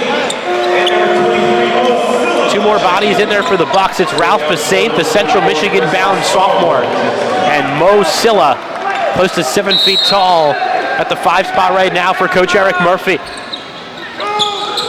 Here's Jean-Louis, gives it up. Basaint, fresh off the bench, back iron. Rebound to Clark. Clark with a nifty maneuver, got it to a teammate, but Scarborough missed the layup. That is Christoph Scarborough. Basaint had it knocked away. Keering with the steal. Hodge into traffic, had it poked free by Roberts. It'll stay with SCF. Hey, run it! Hey, Diamond! Run it again! Manatees under the direction of second-year head coach Tom Parks, who calls out the baseline inbound play. Chris, go! Go, Chris! Able to lob it in for Dasher. Dasher drives left, had it stripped by Roberts. After a bit of a slow start, the Buccaneers defense has sunk their teeth into this matchup, making things very difficult for the State College of Florida. Boy, you're up top in 2. Finch back in for Ellis, who gets his first breather of the night. Only one starter in right now for the Bucs. It's Finch, who is on the ball right now. Clark gives it up. In the corner it goes. Dasher to Clark. They just cannot get past the defense. Dasher off the foot of Silla. That was incidental. Basaint gets it ahead. Jean-Louis with the flush. Barrick Jean-Louis extends the lead for FSW. That's an effort play for the Bucs. First points of the night for Barrick. Keering, spin move down the lane, got it back off a bad pass, and the jump shot is good. Marshall Keering, the freshman from Australia, scores. Roberts, Basaint, Jean-Louis, stolen. Dasher, or rather Hodge the other way, able to finish. Tough attempt from Demoy. Hodge ties us up at 13. This is what we expect all night long. Back and forth these two powerhouses go. Jean-Louis, top of the key, tries a triple, and he got the roll. Barrick Jean-Louis, the local product, is 2 for 2. From nearby Canterbury High, Lehigh Acres native, only about 20 minutes from here. As Keering draws the foul on Silla. Substitution for the Bucs, number 3, Jermaine Marshall returns. 5! Hodge having a tough time getting it in, will lob for Keering. Keering taking Silla off the dribble. Turnaround, fadeaway, jump shot, no good. Silla plucks it off the rim. Great move by Keering, everything but the finish. Jean-Louis drives inside, has some space, no good off the window. It's batted around. Roberts to the floor, able to get it to Finch. And a lay-in for Finch.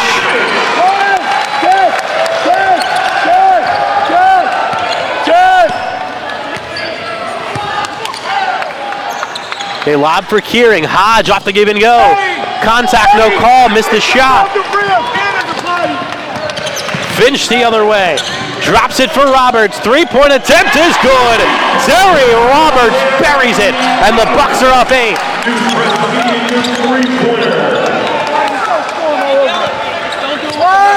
Call the thing goaltending. It's easy. It's on the backboard. Hodge slows it down for SCF.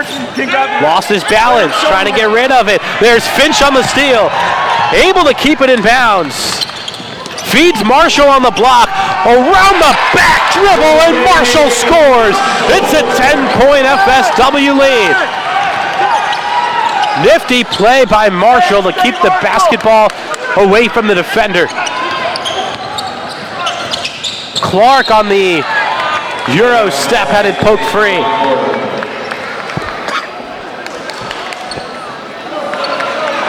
(23-13), Buccaneers on top.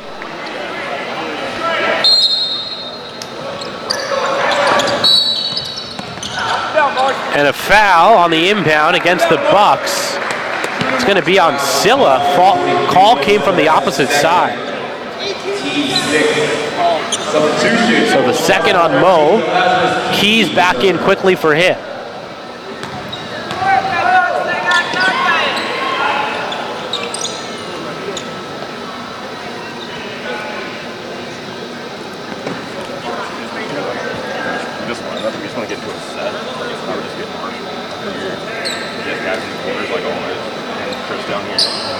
Waiting for Kearing to get his shoe tied. He can drive, rise, and all that.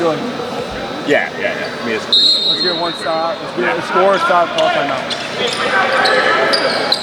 And again, Hodge having trouble. And it's poked away by Jean Louis. Hey, stay! Barrick is fired up tonight. So many games over the course of the season the Bucs will play, win by 30, win by 40. This is not one of those nights, and they are extra amped here at home in front of a nice crowd. There's the lob. They got it to Kieran. Hey, flat, Chris, stay. Flat, Grant. Chris, Marshall, get back, Chris. Grant. They call a play for Clark. Clark well defended, 8 to shoot. Gets down the lane. Kieran, fadeaway baseline J, no good. Offensive rebound though. Pass underneath, Kieran lost it, and they've got a foul first. That was Scarborough on the offensive rebound. And they're going to call a push against Finch. Bucs fans not happy with it.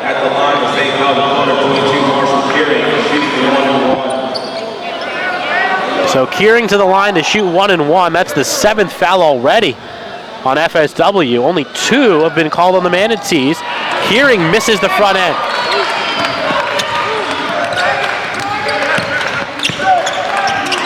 Finch right down the middle, right-handed floater, no good. Marshall trying to get it back, it's tied up.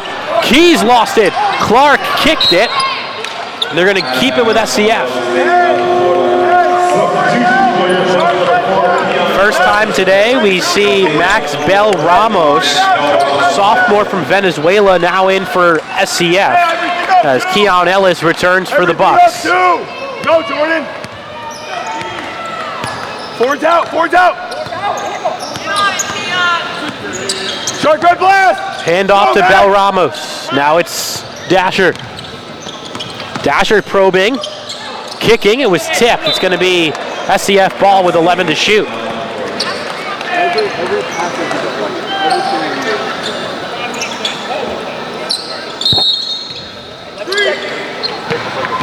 Bounce pass into Dasher. Dasher drives left. Kicks to Clark. Clark changes direction. Drives the floater. It's good. Beautiful shot from the freshman Jordan Clark. Stopping the FSW momentum. Barrick. Lobs for Finch. To the baseline, Marshall. Marshall, good feed. Jean Louis goes high, is rejected. Marshall gets it back. Off the window, no good, and a foul.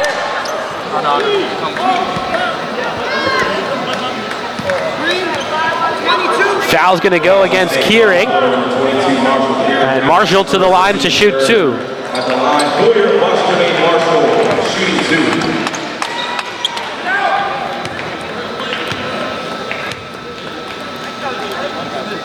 Marshall's first is up, no good. Remy Robert, the second, checks in for SCF. Marshall at the line for FSW, already drawing a lot of Division I attention. He is an academic qualifier, which means he can play at the D1 level next season despite being only a freshman. And he makes the second. There are some college coaches here tonight. The local D1 school, FGCU, represented with multiple coaches, including their head coach tonight. A lot of recruiting interest on both sides for many D1 teams. Hodge with it, already committed to Cleveland State. Takes a long three and is called for a foul. John Luis is going to give up 3 free throws. You can see Coach Murphy react. He almost never reacts, never complains about calls, and he is going to let the official hear about that one.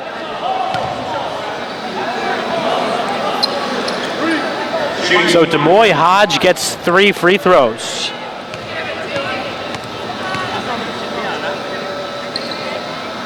And he makes the first. Well, Hodge, who goes for 27 a game, does not need any help. The officials gave him 3 opportunities at the line as he sinks the second. Hodge is a 78% free throw shooter. He's attempted over 100 already this year. He got all 3, down to a 6-point margin. More than a quarter of the way through this game, Bucs by 6. Facing a zone now. John Luis kicks, Finch, back to Barrick. Barrick tries a long jumper, it's short. And over the backboard, it'll be Manatee ball.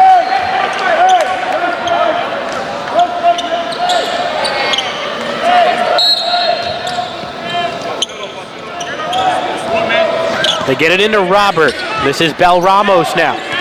Hodge across midcourt. Bounce pass inside. Baseline drive and a flush is down for Marshall Keurig. Terrific play run by the Manatees, and it's a 4-point game.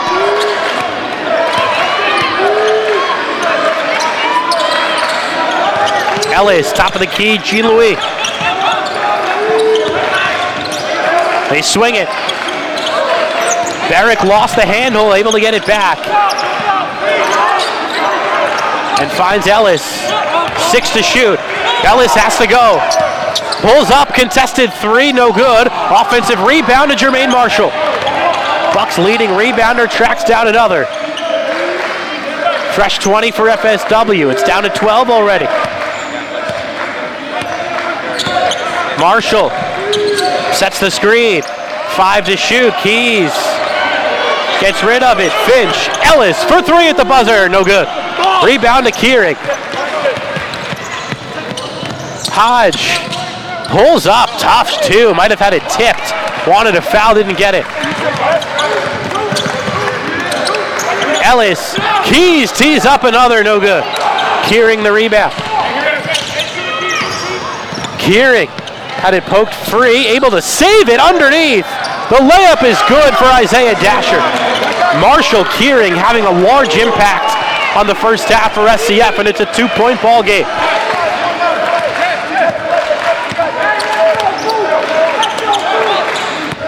Can the Bucs respond? They've led by as many as 10. Marshall open on the block, gets the bucket, plus the foul.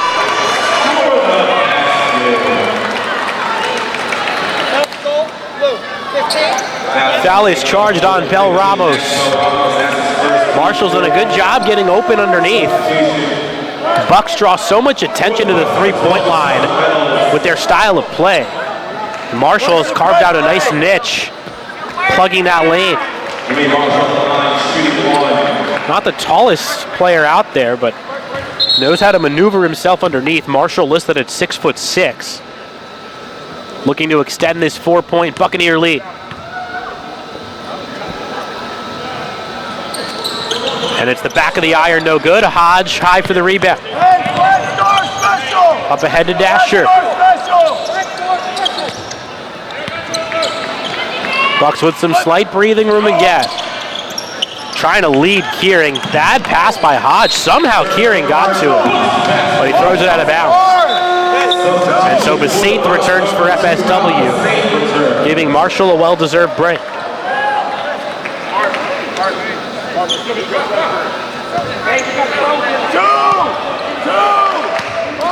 Finch walks it up. Bucs have a real athletic group out there right now. Into the corner, Keon Ellis tees one up and hits it.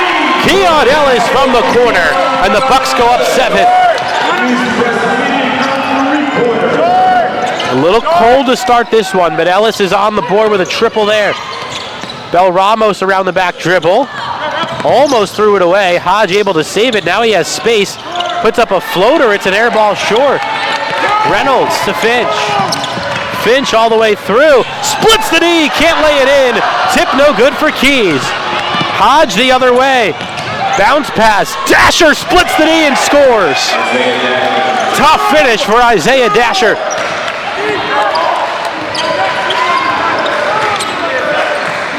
Ellis, near side Reynolds.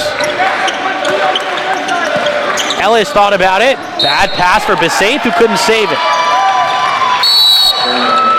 And a timeout taken by Eric Murphy. 30-second timeout. We'll take it with him. The Bucs are up by 5. Go to FSWBucs.com. Stay connected to the Bucs on social media. Follow the Bucs on Twitter, Instagram, and Facebook at FSW Bucs.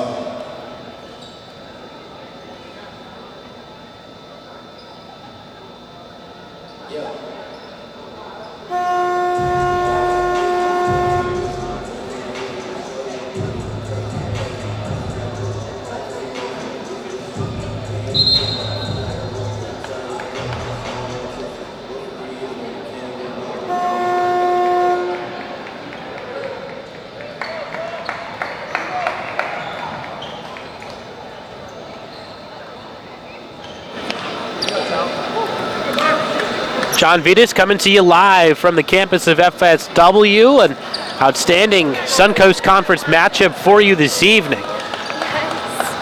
Buccaneers at 19-1 in the white. SCF at 17-4 in the navy and green.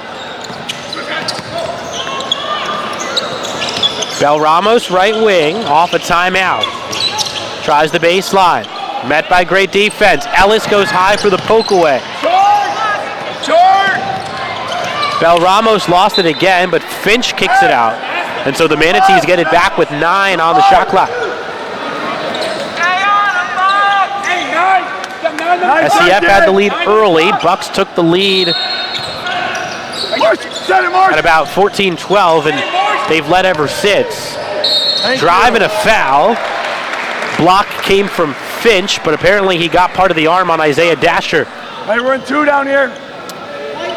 Fouls on the Bucs, number 1, Jalen Finch. That's his second, team 9. So 2 called now on Finch. Bucs already up to 9 team fouls here. Free throw is up and good for Dasher. Roberts will come in for Jalen. This is a good free throw shooting team. SCF at 71%. Anything over 70 in college hoops, you could live with. Bucs are at 73 for the year. Free throws go down. It's a 3-point game. Hassan Reynolds plays catch with Roberts. Roberts all the way through. Tough pass. Keys the reverse layup. Manatees wanted to travel, but nifty footwork down low for DeLazarus. Tough drive. Open 3 for Robert, no good. Kieran comes up with it. Hodge waits for Ellis to blow by, misses the long 2. Rebound to Terry Roberts. Reynolds to the corner. Ellis from the corner again, no. Tapped up in the air, Besaint keeps it alive. And an offensive foul is called. Apparently Ralph lowered his shoulder. Offensive foul called on the Bucs, number 2, Ralph Besaint, as his first team 10. Substitution for the Bucs, number 0, Barrett Sean Louis, number 23, Will Silla. Sean Louis and Silla back in. As the Manatees bring it up down by 5. This matchup has been as advertised so far. Nice drive. Dasher all the way through, no good. Kearing has it taken away by Besaint. Bucs have it. And they threw it away, intended for Ellis. Jermaine Marshall about to come back in.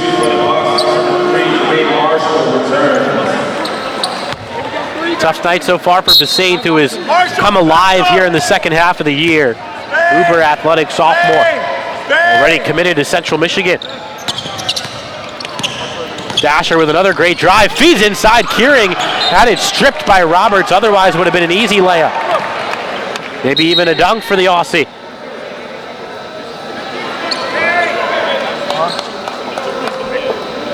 I think one thing you forget when you watch FSW games and they win by 30 and 40 every night is how good their defense can be against anybody.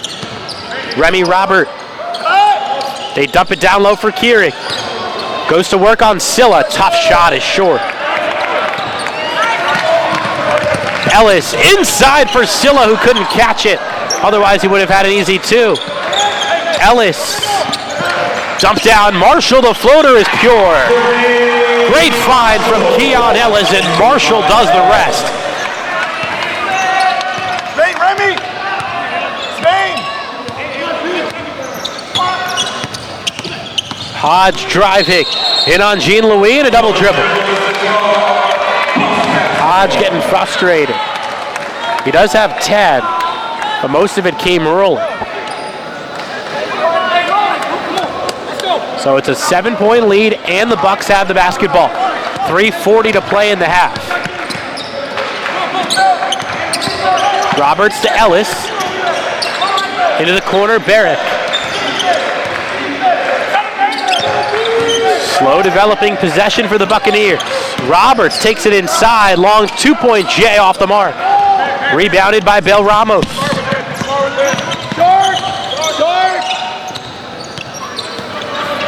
Dasher into the corner, Robert a three, no good. Marshall the board.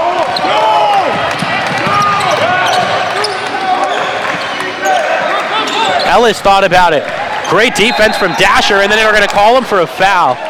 That'll be the second on Isaiah Dasher, who denied Ellis of that baseline drive. When Keon goes up on the pump fake, he is almost always able to blow by the defender on the baseline if he doesn't shoot the three. And that time Dasher had it denied, but reached in.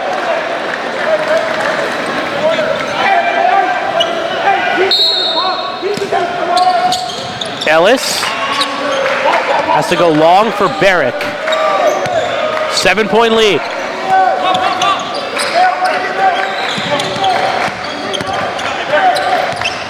Roberts goes left, draws contact and gets the tough shot to go. Terry Roberts skying over Kearing to score. It's a 9-point lead for the Bucs. Clark circling, backtracking, bounce pass for Roberts. Clark has to give it up. 9, 8, Robert. 6. Hodge for three, no good. Every time. He's the rebound. Ellis tries the baseline. Jump shot is pure.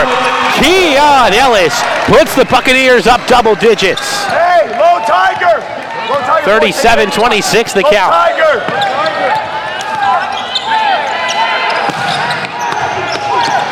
Remy Robert to Kearing, top of the lane. Tried to spin on Keys and lost it. And then Roberts almost lost it as he goes to the floor and throws it away. Hodge to Clark. Clark reverse layup, no, and Jermaine Marshall the rebound. Running the floor, into contact, can't get it to fall, but it'll go to the line. Marshall Kearing gives up the foul.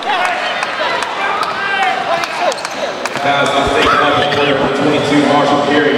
That's his second, team 6. So 2 on Kearing and 2 on Dasher as well.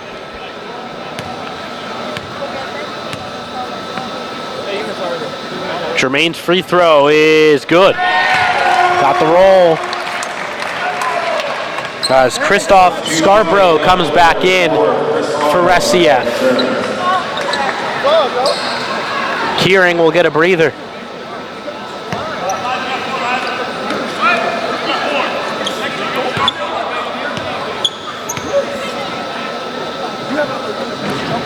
Marshall's second is good. All of a sudden the Bucs are up a baker's dozen. My star! Hodge, bounce pass for Bell Ramos. Manatee's looking to find some sort of opening. Tough shot for Bell Ramos, and he got it. Fadeaway in the lane goes down. FSW can live with giving up that kind of shot. Jean-Louis baseline. Tough pass, Ellis. Ellis knifing inside, hangs in the air and hits. Keon Ellis able to float it home. And it's a 13-point game again. Low! Ellis now with 9. Keys, Marshall, Ellis all with 9. Bell Ramos tries the same play and almost airballed it as Keys snags it out of the air. It's going to be a double-digit lead at halftime, it looks like, for the Bucs. About a 10-second differential shot to game clock. Bucs will wind it down. Down to 12 on the shot clock. Ellis with it. Coach Murphy wants him to go. Right side, Roberts. Marshall tries from the corner. It's good. Foot was on the line. It's a 2 for Jermaine Marshall. Final 10 seconds. Hodge inside. Scarborough missed the slam, but he's fouled. Roberts caught him at the apex, and it'll be 2 free throws coming for Scarborough. Hey!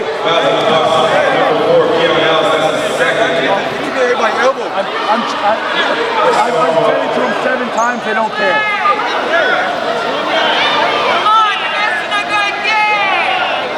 Correction fouls on number 11, Terry Robbins. That's his second. So a chance for the Manatees to draw a bit closer before the break. Bucs will have some sort of half-court heave as Scarborough misses the free throw badly.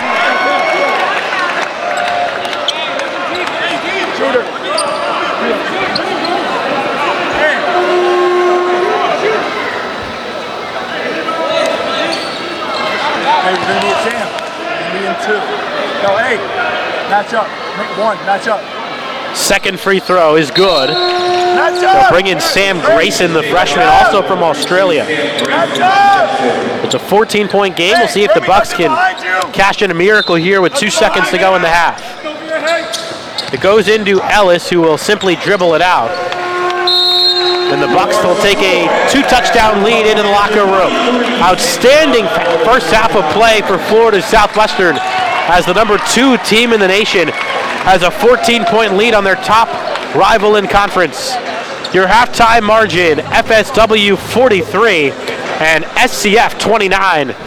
We'll be back in less than 15 minutes for the second half right here on our Hometown family pizzeria, Il Primo Pizza and Wings. Family owned and operated for over 30 years, we always have and always will serve fresh toppings, fresh dough, fresh wings. Fresh, fresh, fresh. Friendly service and a family atmosphere at a price that doesn't break the bank. Call ahead or order online on our website. Find out today why we are Southwest Florida's choice for a family night out.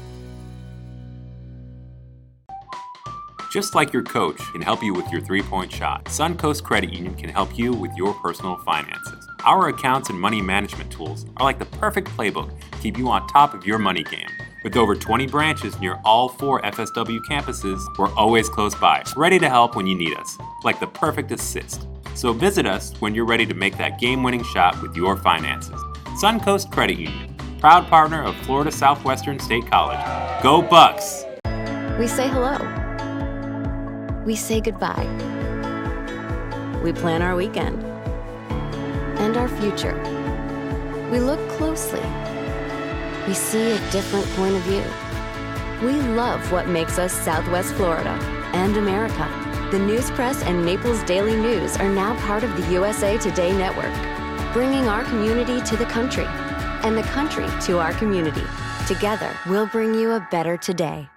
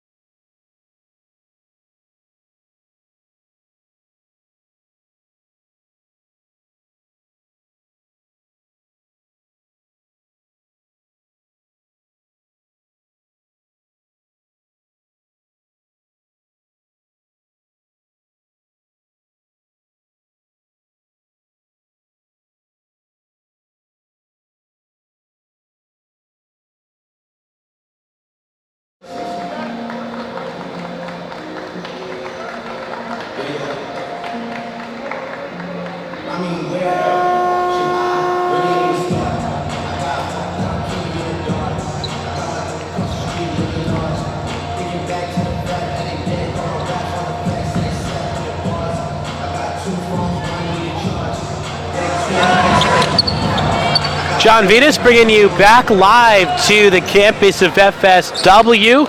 Crowther Roofing Court at Suncoast Credit Union Arena, the site, as the Bucs lead by 14 to begin the second half. 43-29 the count. They have played terrific against a really good Manatees team. Keon Ellis misses the first shot of the second half. Marshall trying to save it, could not. Taking a look at some of the first half stats, Buccaneers dominated the boards 24-14 in rebounds. Something the Manatees will certainly have to correct if they want to come back. Large margin in the field goal shooting as well, as Kearing is fouled. Buccaneers shot 49%. SCF only 33. And SCF struggled from beyond the arc, just 1 out of 8. Bucs 4 for 14. One area the Manatees did win, turnovers. They only turned it over 4 times. The Bucs turned it over 11. Marshall Kearing at the line, made the first. And the second. Bucs by 12 here early on in the second.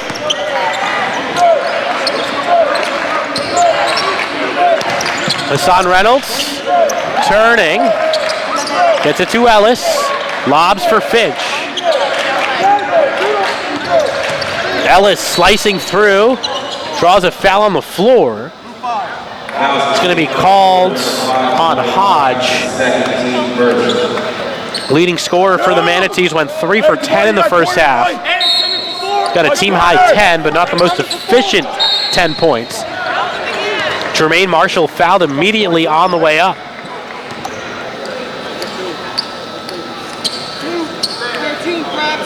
Foul called on Jordan Clark.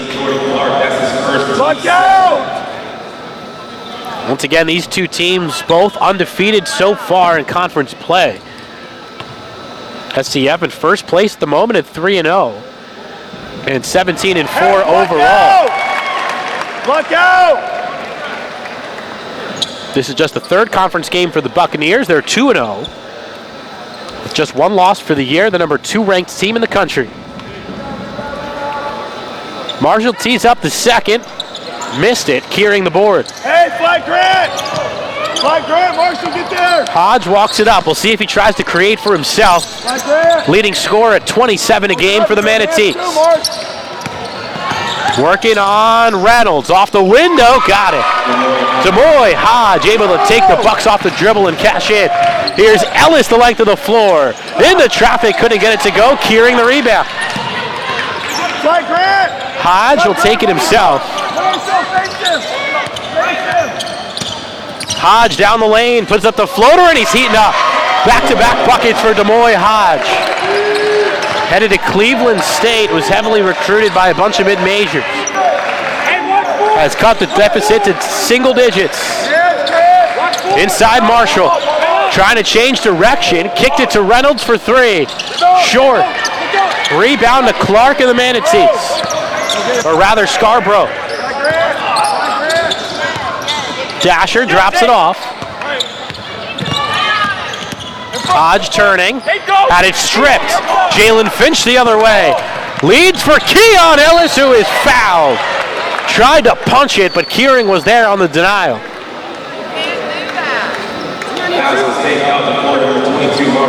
Ellis able to get up, hang in the air, and he's got incredibly long arms, which allows him to make plays like that. Bucs leading scorer to the charity stripe.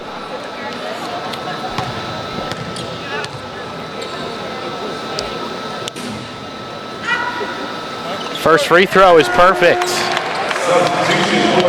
Jean-Louis back in for FSW. Lock out!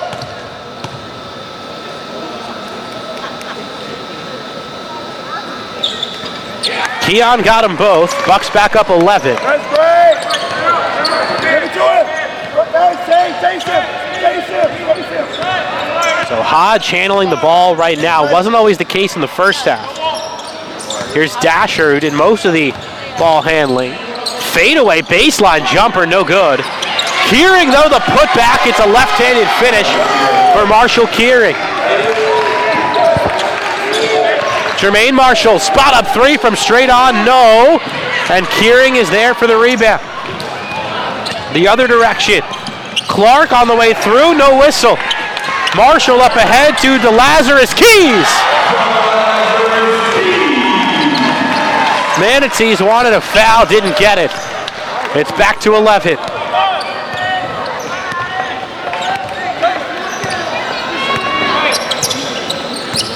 Hodge goes left on Jean-Louis. The step back two is good. Demoy Hodge showing off the range on a nifty play.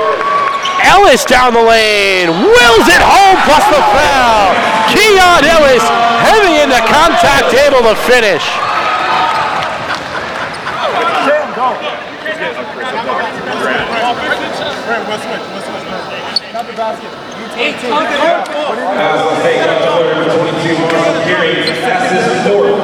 Never jumped, stayed on the ground. He was inside. Jump straight up. So Ellis to try and complete the three-point play. You're the top guy. Sam, you're underneath. Hodge, by the way, up to 16 now. More than half the way to his average of 27. Ellis converts on the three-point play, and it's a dozen. Get up, Chris, get there.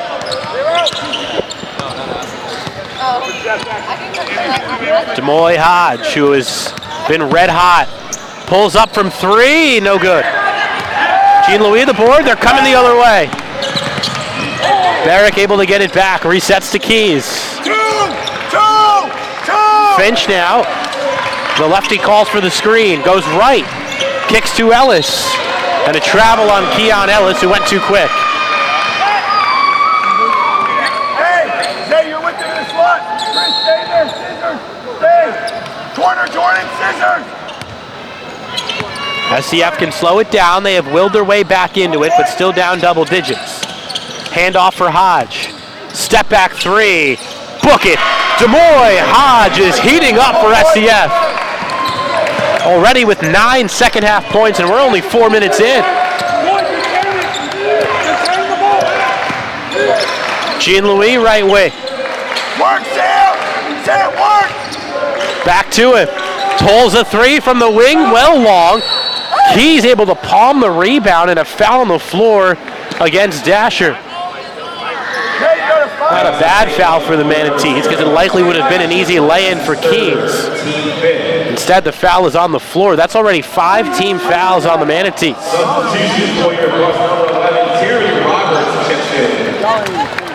So the inbound here for Finch.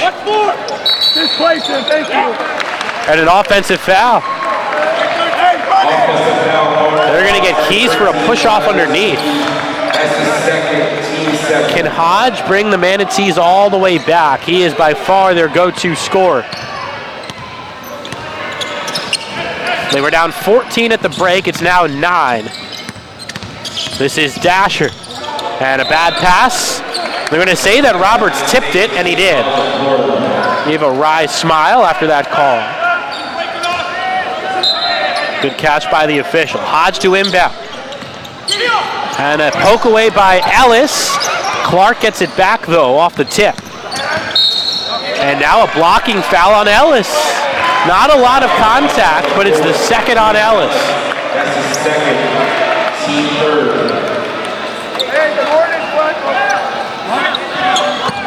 Hey, Jordan, front. Hey, Sam. Hodge gets it in quickly to Clark. Jordan, the freshman from Sarasota, knifing in. The floater is good. Easy play for Jordan Clark. Seems like the FSW defense is loosening up just a bit. They played a terrific first half, but now the Manatees are able to score. They hand it off for Finch. It's down to 7. Jalen Finch gives it up. Roberts through the knee. The pull-up jump shot. Back iron.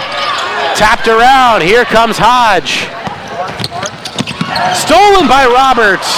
Roberts with a head of steam all the way through. He can't score. Ellis, though, is there for the follow. And a timeout taken by Eric Murphy just over 5 minutes into a high-tempo second half. We're starting to see the 90 points per game on both sides. It's 53-44. FSW will take a quick break. And Bill Pregame Pizza and Wings for being a proud supporter of FSW Athletics. Thank you to friends over at Domino's, Enterprise, the News Press Media Group, Mastello's, and a touch of Italy to be proud supporters of FSW. Skills is South Florida's premier breakfast and lunch choice. There's also a proud supporter of FSW. Skills offers all FSW students, faculty, and staff a 10% discount on their food and beverage with their school ID. This offer is exclusively available at the Skills location at the Cypress Trace Plaza. And check out the Metro Diner. For warm, welcoming service, familiar faces, and award-winning food. Metro Diner is a go-to eatery for locals, visitors, or those just passing through. You also enjoy Metro Diner at the comfort of your own home by using Uber Eats. Woody does everything, carries the team, stats and all.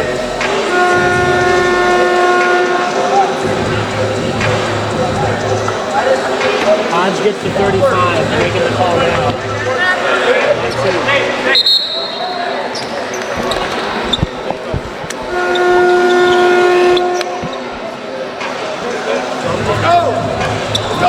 Back live here in Fort Myers. Manatees making this a ball game. Had it down to 7, it's now 9, 53-44 Buccaneers. We mentioned at the onset, now both these teams undefeated in conference play, a combined 36-4 for the year, but also averaging more than 90 points per game. So high-octane offenses on both sides, and we're starting to see that come to fruition after a slower first half. Scarborough on the baseline, turning through on Roberts, met by Silla. They battle for the basketball, and Roberts has it for the Bucs. Terry's pass deflected, taken away by Hodge. Bounce pass to Clark, back to Hodge, who lays it in with the left hand, and it's back down to 7. Up and down action on a couple of real talented teams. Finch, Jean-Louis tries the baseline, swatted from behind by Scarborough. Barrett gets it back. Ellis the pull-up, jumper is good. Ellis from the free throw line makes it a 9-point game. 18 points now for Ellis to go with 19 for Hodge. Stars have shown out. Clark the floater no good. Silla collects the rebound. Roberts wants to run, gets around the defender and is rejected by Hodge. Both number 3s checking in. Marshall returns for the Bucs. Jalen Jones in for the first time for SCF, a redshirt freshman from Sarasota. We're in two! Finch the baseline inbound. Jean-Louis, Terry Roberts thought about it, was open. Finch in the corner pulls it. That's good! Jalen Finch from long range puts the Bucs up back double digits.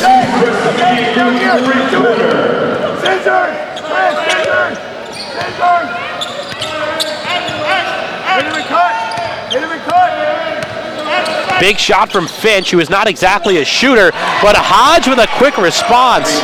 Makes it look like a layup, just flicking it through from 3. Back to 9. Hodge with 24.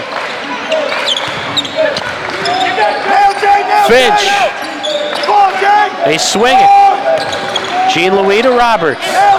Terry slicing through. Feeds the baseline, and Mosilla is there for the flush.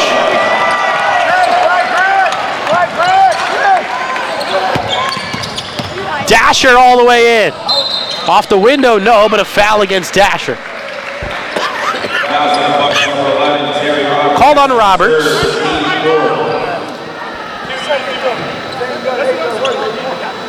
At the line, they count the number 0, say Dasher shoots.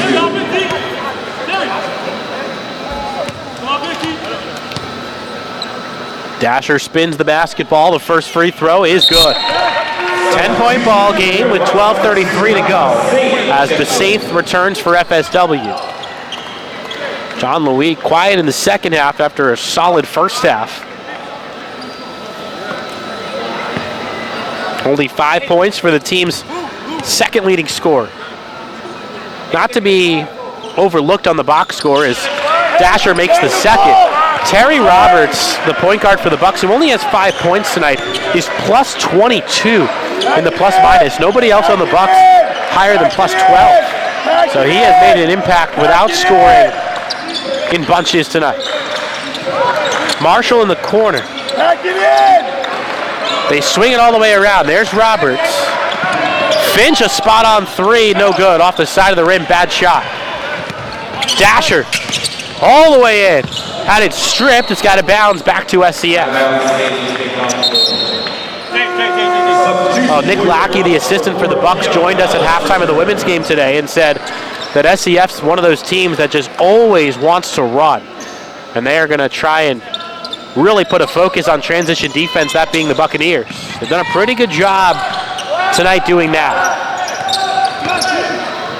There's a long three, might have been tipped as Jones misses badly. And then a bad pass from Roberts, who throws it into the FGCU coaching contingent.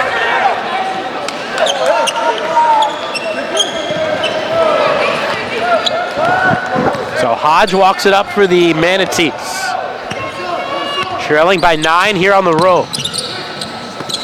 Scarborough to Hodge. Hodge is hit.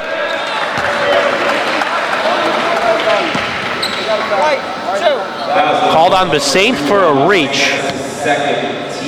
Bucs have 4 guys in there now with multiple fouls. Jones threw it away, but a foul on Marshall.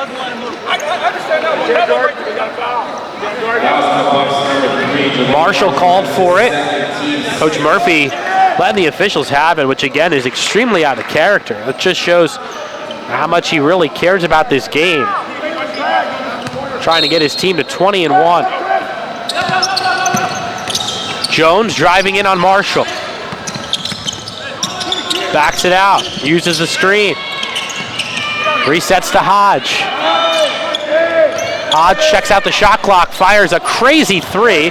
Scarborough gets it underneath, lost the handle, but is fouled. We'll see if it's on Marshall again, and it is. That's going to be his third. So Roberts and Marshall both in the game right now with 3 fouls.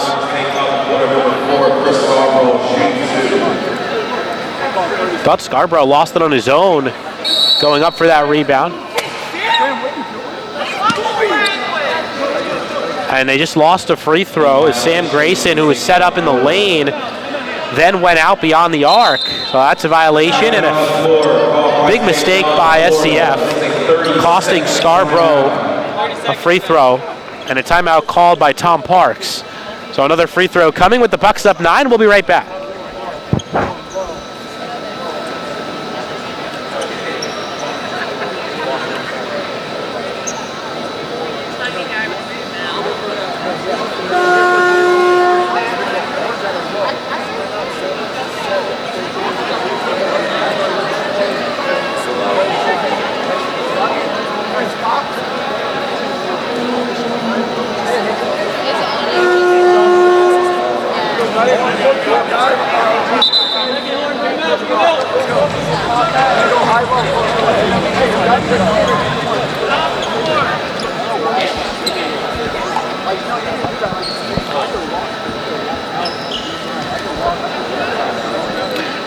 So we're back out of the timeout. SCF down 9. Hey, let's go. Christoph Scarborough at the line will only shoot 1 because of the mishap earlier. It is up and no good, so an empty possession for the Manatees.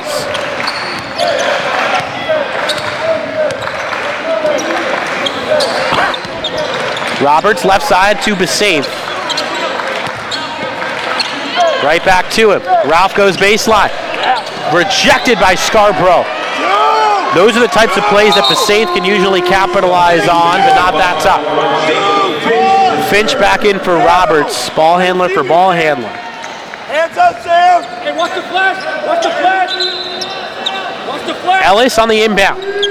Basaint open in the corner, gave it up. 10 to shoot. Finch tries going left. Ellis Trying to draw the foul, could not. Pulls a long three, and he got the bank to go. Keon Ellis fortunate, he will take it, and the Bucs extend the lead to 12. It's a backbreaker for the Manatees after they played 30 seconds of great defense. Open in the corner, Hodge for three, no. This ain't the board. Can the Bucs put this one away? Here's a lob, and Marshall high for the finish. Jermaine Marshall with an exclamation point, and the Bucs are up 14 again.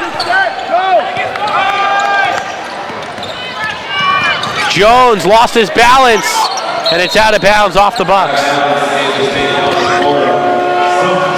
What a sequence for FSW. After Ellis banked in a three, they get an alley-oop from Finch to Marshall. And the Manatees will bring back Marshall Kearing, who they have dearly missed.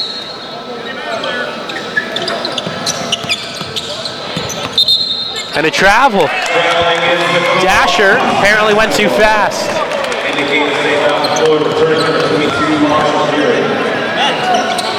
Hey, just get a stop. Get it back from the same yard. Hey, watch floor, baseline. Don't get sealed, more. Don't get sealed. Ellis faked the three. Jean-Louis underneath. Marshall left alone, but then is smothered. Jermaine gets it back. Jean-Louis trying to drive now. Over Kearing, couldn't get it. Tipped out to Dasher. Dasher driving around Marshall. The scoop shot doesn't fall, but he will have some free throws. Isaiah Dasher pushing the issue.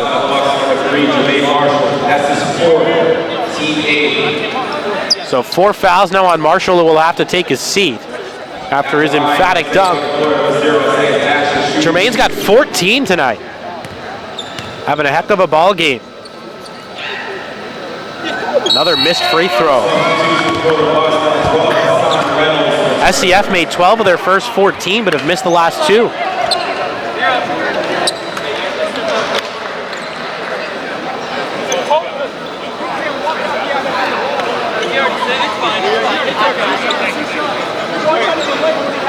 We're good.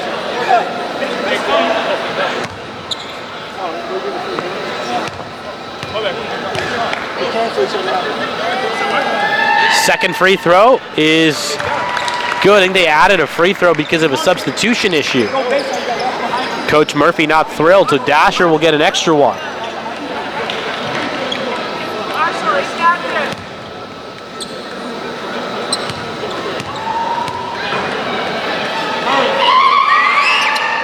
And he got the second, so he ends up making both. And Dasher cuts it back down to a 12-point game. Can the Bucs get that late run to put it away? Or will it come down to the wire? Ellis to Finch. Reynolds in the corner for three, count it! Hassan Reynolds buries it, and the Bucs are up 15 again.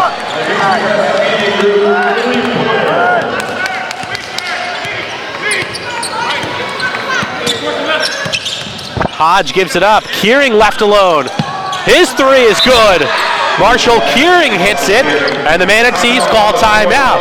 It's a 12-point game with 9:04 to play. Bucs trying to hang on for a signature win at home. You're watching junior college basketball live from FSW. Get better rates and higher returns. That's Suncoast Credit Union. Your fantastic future starts here. Learn more at suncoastcreditunion.com. Evangeline Bucs will be back on Saturday, January 25th for another doubleheader against Hillsborough. Women will tip off at noon following the men at 2 p.m.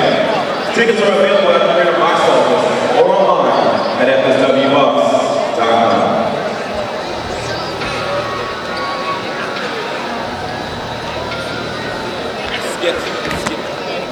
It's okay, I got it. They gave it to me. Here you go. You get an extra? Yes. Thank you. I get it.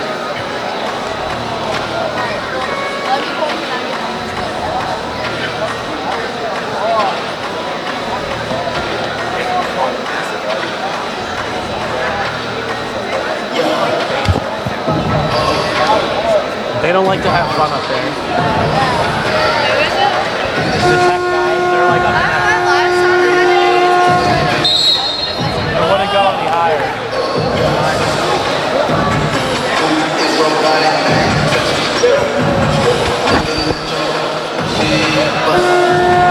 John Vitas bringing you back live to Fort Myers. This one has been a good one. SCF, despite really struggling in the all-time matchup with FSW, has played well. They are 17-4, so you would expect them to do so. FSW has won all 10 matchups between these two. Last year they averaged, or FSW won by an average of 28 points as Ellis finishes with a finger roll, and he has 23. Ellis will get his. Team's leading scorer has been even better here after New Year's. A lot of dribbling for Dasher. Tried to get it to Kearing and left it off his fingertips and out of bounds.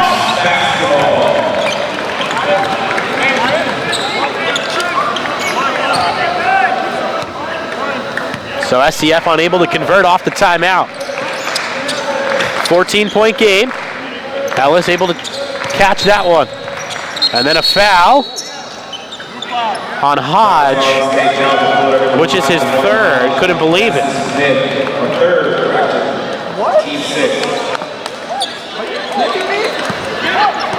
That'll be their final foul to give, so free throws and any defensive foul the rest of the way for both teams. Hey, watch the post, Marsh! Watch the post, Marsh! Right here! Finch to Reynolds. Left side Ellis. Ellis uses a screen and a moving screen.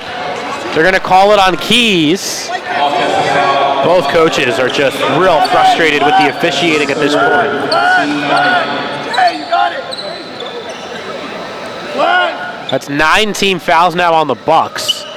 So again, any foul that they commit that's not offensive will be 2 free throws for the Manatees. Could be a major factor here over the final 8 minutes. Jones. Inside for Kearing. Tough pass, got it through. Kearing, the hook shot, no. Rattled out, and Ellis pulls it away. Reynolds from the wing, no. And a foul.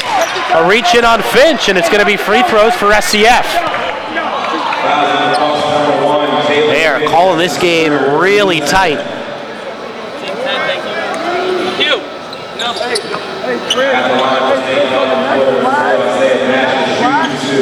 When it comes off, he's going to come off this side.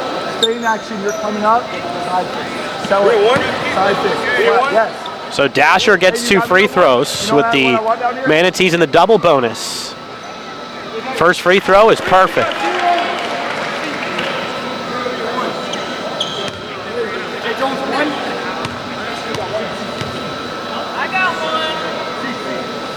Dasher got the roll on the second. So he has 14. Bucs lead back down to 12. At some point, SCF's going to have to make their move, and it's likely going to be Hodge. Finch, the pull-up, count it. Jalen Finch diversifying his offensive game. More than just a ball handler and a passer. He's got 9. Bounce pass inside, out of bounds. Hodge could not field it on a tough pass from Jones. Substitution for your Bucs number 11, Terry Roberts return.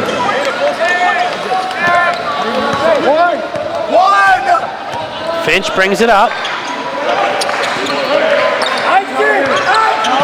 Gets it back. Using the Keys screen. Pull-up jumper is good. Jalen Finch is having a night. 11 points to go with 9 assists. Likely to finish with a double-double without rebounds. Jones, the 3, almost wedged it. Bucs with a chance to put this one away. Finch all the way through. Roberts thought about it. Inside Keys. Drives in on Kearing. Lays it up and in to Lazarus Keys with a strong move. And the Bucs are up 18. Largest lead of the night for Florida Southwestern.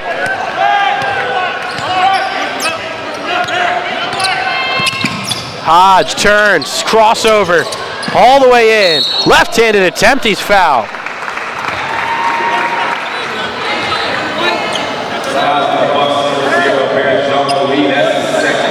So Barrick charged with the second. You're getting to the point now for the Manatees that every possession is a must-make.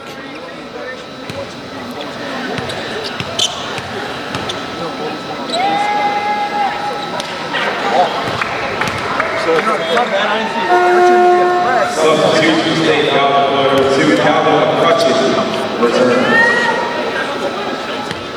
Hodge to make it a 16-point game. And he missed it. Keys the board.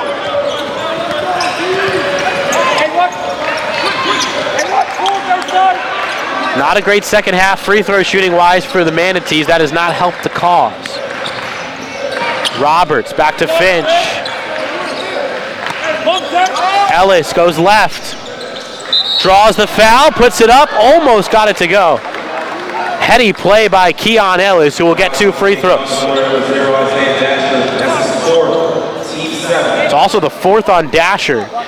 So the Manatees' second leading scorer on the verge of being DQ'd. Hey, like 7 seconds, keep off the clock. He's not going to put it back?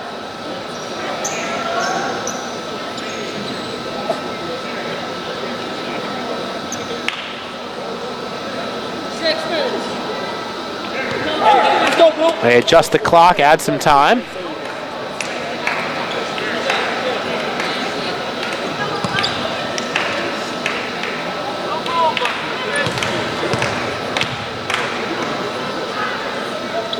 Ellis' first of 2 is no good, rattles out. He does have 23, already well above his season average of 17. He's got 3 players on both sides in the game right now in double digits. Ellis' second is good. So he has 24, Keys 13, Finch 11. On the other side is Hodge 25, Dasher 14, and Keering 13. Keering has sat out a lot of this second half with 4 fouls. There he is, catching the rock. Drives in on Marshall. Switches hands, missed it with the left, gets it back, and is swatted by Ellis. Fast break. Finch changes hands and lays it in. Jalen Finch makes it a 20-point ball game. And the Bucs fans come to their feet in appreciation of this performance. Up 14 at intermission, they're now up 20. Fadeaway jumper, Dasher missed it. And an over-the-back call is going to be made on Scarborough. It'll be his first, and the Bucs will have a 1-and-1.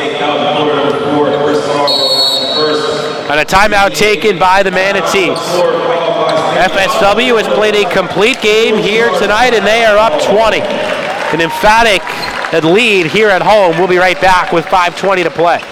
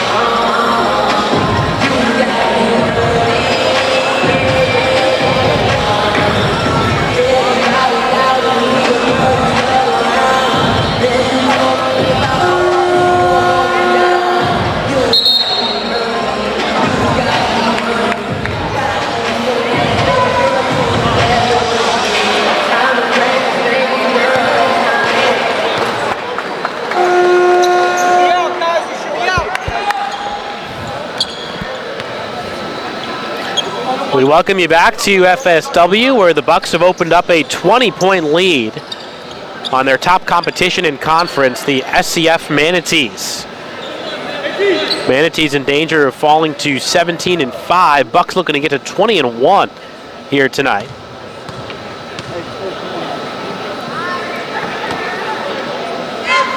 As Ellis makes the 1-1.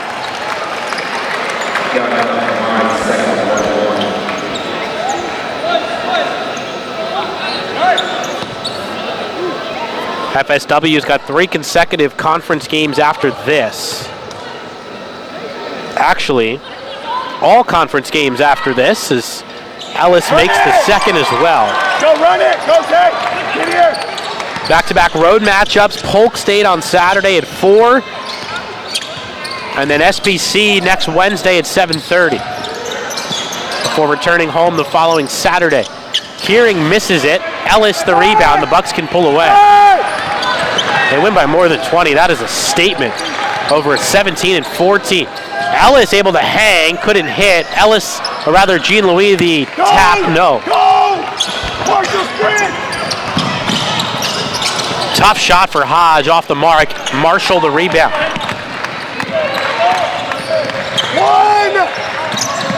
Work out! Finch comes to the basketball and slows it down.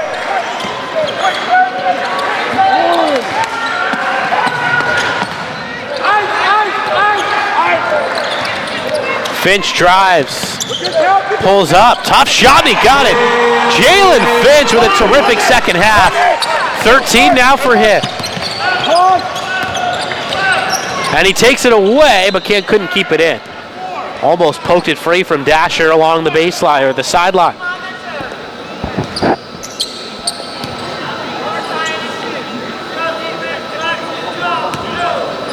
Hodge into Dasher. Finch got a hand on it again. They're going to call him for a foul. So 2 shots coming for SCF as Finch records his 4th foul.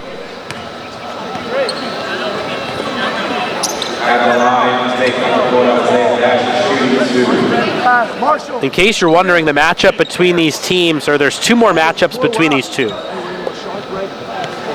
They'll play in Bradenton on February 1st, and then they'll play here again on February 19th. So those are the first of 3 matchups. Free throw is good for Dasher, who now has 15. Polk State is in that same tier of the top 3. They're 13 and 5. And then Hillsborough and St. Pete both a bit below 500. That's the conference, 5 teams. Top 2 will qualify for the state tournament.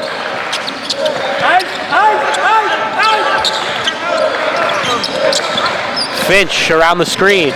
Still going. Tough shot, no. Jean Louis the follow, no. And Hodge ends up with it. Go! So Hodge is 25 points, at least 6 rebounds, and at least 2 assists as he misses the lay-in there. Thought he had it. Jean Louis able to save it, but it's to the Manatees. Dasher, a long pass, was able to fit it through for McCutcheon. McCutcheon's pass is taken away by Ellis. Running with a couple of teammates. Ellis, tough fadeaway, and somehow it falls. High degree of difficulty for Keon Ellis, who has 28 points. Baseline for Hodge. Jumps a couple of times and misses. Marshall went right over him for the rebound.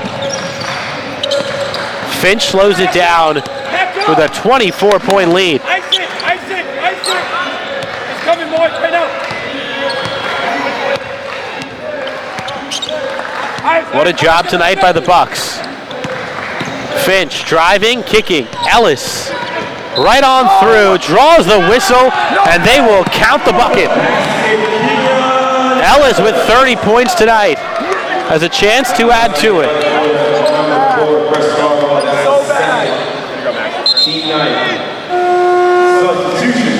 Keys in for Roberts, who again has that unbelievable plus-minus tonight. 10 points better than any of his teammates, Terry Roberts, who actually is going to stay in. They're going to take Finch out instead.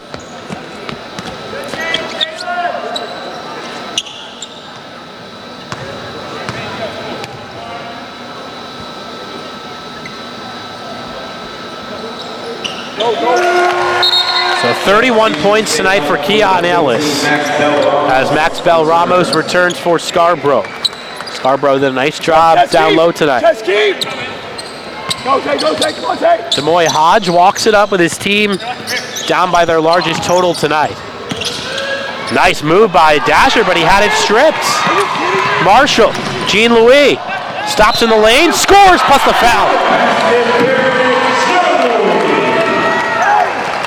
So Barrick to the line for one more. This one is turned in a hurry. All Bucs down the stretch.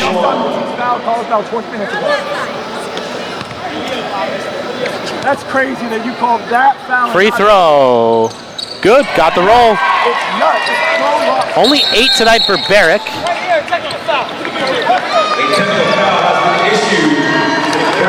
And now a tee on Tom Parks. You may be able to hear some of it. He has been riding the officials a lot, especially the last few minutes, and they have had enough, so Ellis will shoot the free throws. I'd love to know what warranted a technical foul. Like, you can't just call it technical foul. I never said it. I literally asked him to watch for a foul. And I get a technical. Like, that's nuts. Hey. Ellis misses the second. Doesn't make any sense. And now the Bucs will get the ball as well. Hey, I have a question. 28 shot clock, already. Can someone tell me what? Ryan, we're good.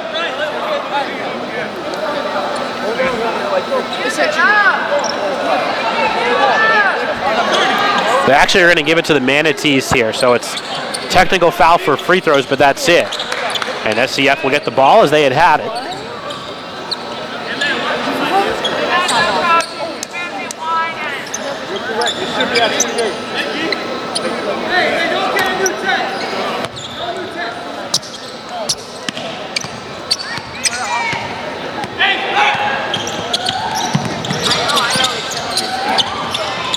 Tough pass inside, deflected by Keys. Jean-Louis inside, Ellis with the flush!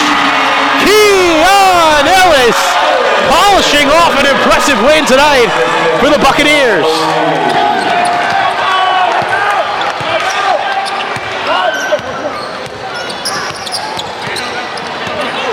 Hodge slicing through is fouled by Keys.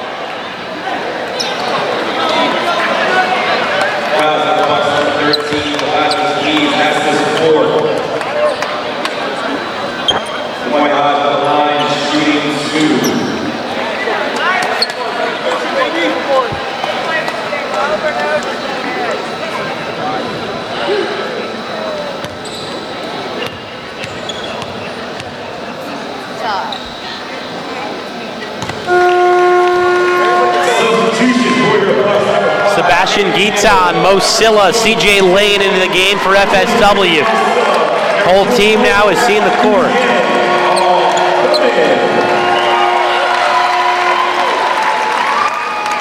This has been a resounding performance by the Bucs. We're going to be joined with head coach Eric Murphy immediately following the game, so stay tuned for that interview. Free throw no good from Hodge. Lane collects it.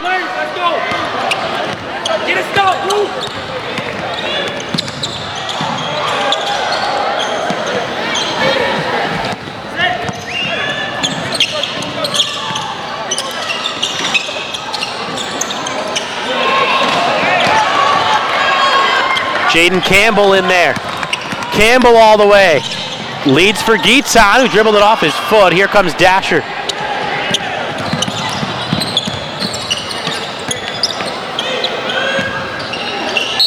And a foul called as Dasher was tripped, and he'll have free throws with 1:09 left.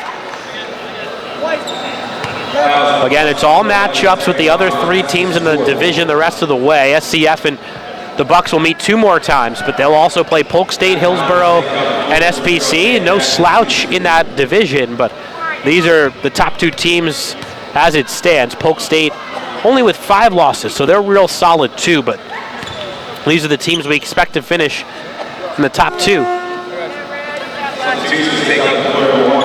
So if you're a Bucs fan, you now know that they are capable of beating everybody left on their schedule. Dasher makes it. And again, both these teams average 90 points per game or more. SCF actually higher at 92 a game. One team is going to get to that total tonight, the other is not. It's a 30-point advantage as Roberts walks it up. CJ Lane to Jaden Campbell. Now Roberts. Terry around the screen. To Silla. Back to Roberts. Roberts to Silla. Thought about the free throw line, Jay. Now he'll shoot it, and he made it. Mo Silla with 4 points tonight. Bucs are 4 away from a hundo. Not going to get there, but what a performance against a really good team. Jones, stop and go. Hands it off and a dunk for Scarborough. Put it back to 30. Got about a 2.5 second differential, so the Bucs will have to take one more shot or just hand the basketball over. Roberts kicks. Silla, the step back three. Short. And now Jones can dribble it out. I think he's just going to run the clock down. Shoots a long three and nailed it. So that will get him to 69. It's going to be a 27-point margin in the end. Bucs dribble out the clock, and that will do it. FSW fans come to their feet in what was one of the most impressive performances of the season for the Buccaneers. The second-ranked team in the nation improves to 20-1. 3-0 in the conference. They're now in first place as they overtake the State College of Florida. The Manatees fall to 17-5, 3-1 in conference play. Coach Murphy will join us momentarily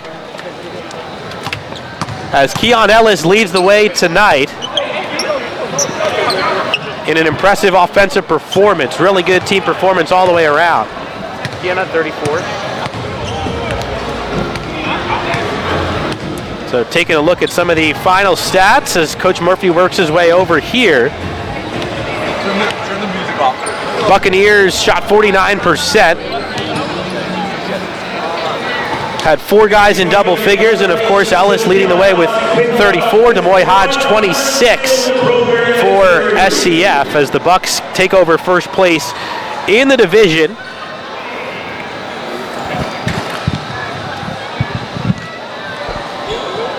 As head coach Eric Murphy joins us courtside after a 96-69 win over the State College of Florida, and a coach, pretty big margin against a really good team as you get your 20th win of the season, a 20-1 start for you, but you don't get the opportunity to play quality teams like this very often. What did you learn about your team tonight? You know, I learned that we can play hard, but take it to another level. You know, I was really pleased with our effort just because State College is such a good team. And I told these guys, they got to be ready to go because State College is coming to beat us. They are coming to beat us. And those guys are very good. And I'm just happy the way that we played today. The defense was good. Defense was on point. Offensively, where we were focused. And that's what we've been looking for all season, just for us to be focused, intense, play with energy throughout the whole game.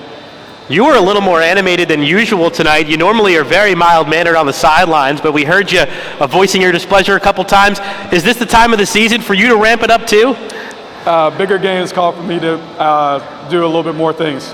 And, you know, this was a big game for us. You know, they were undefeated in the conference, and this was we had to get a big win. So when the stakes get a little bit higher, I get a little bit more animated. Last but not least, Keon Ellis with his 17th consecutive game with 11 points or more.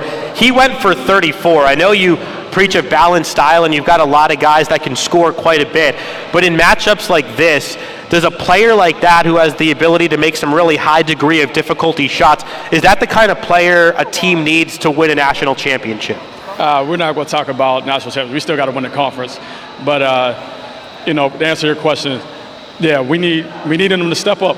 And it got a little tight there. You know, we were up 9, I think, 60-51, and we needed a couple buckets, and he got his groove going. And whenever he starts to get going, we just run plays and run things for him so he can keep it going.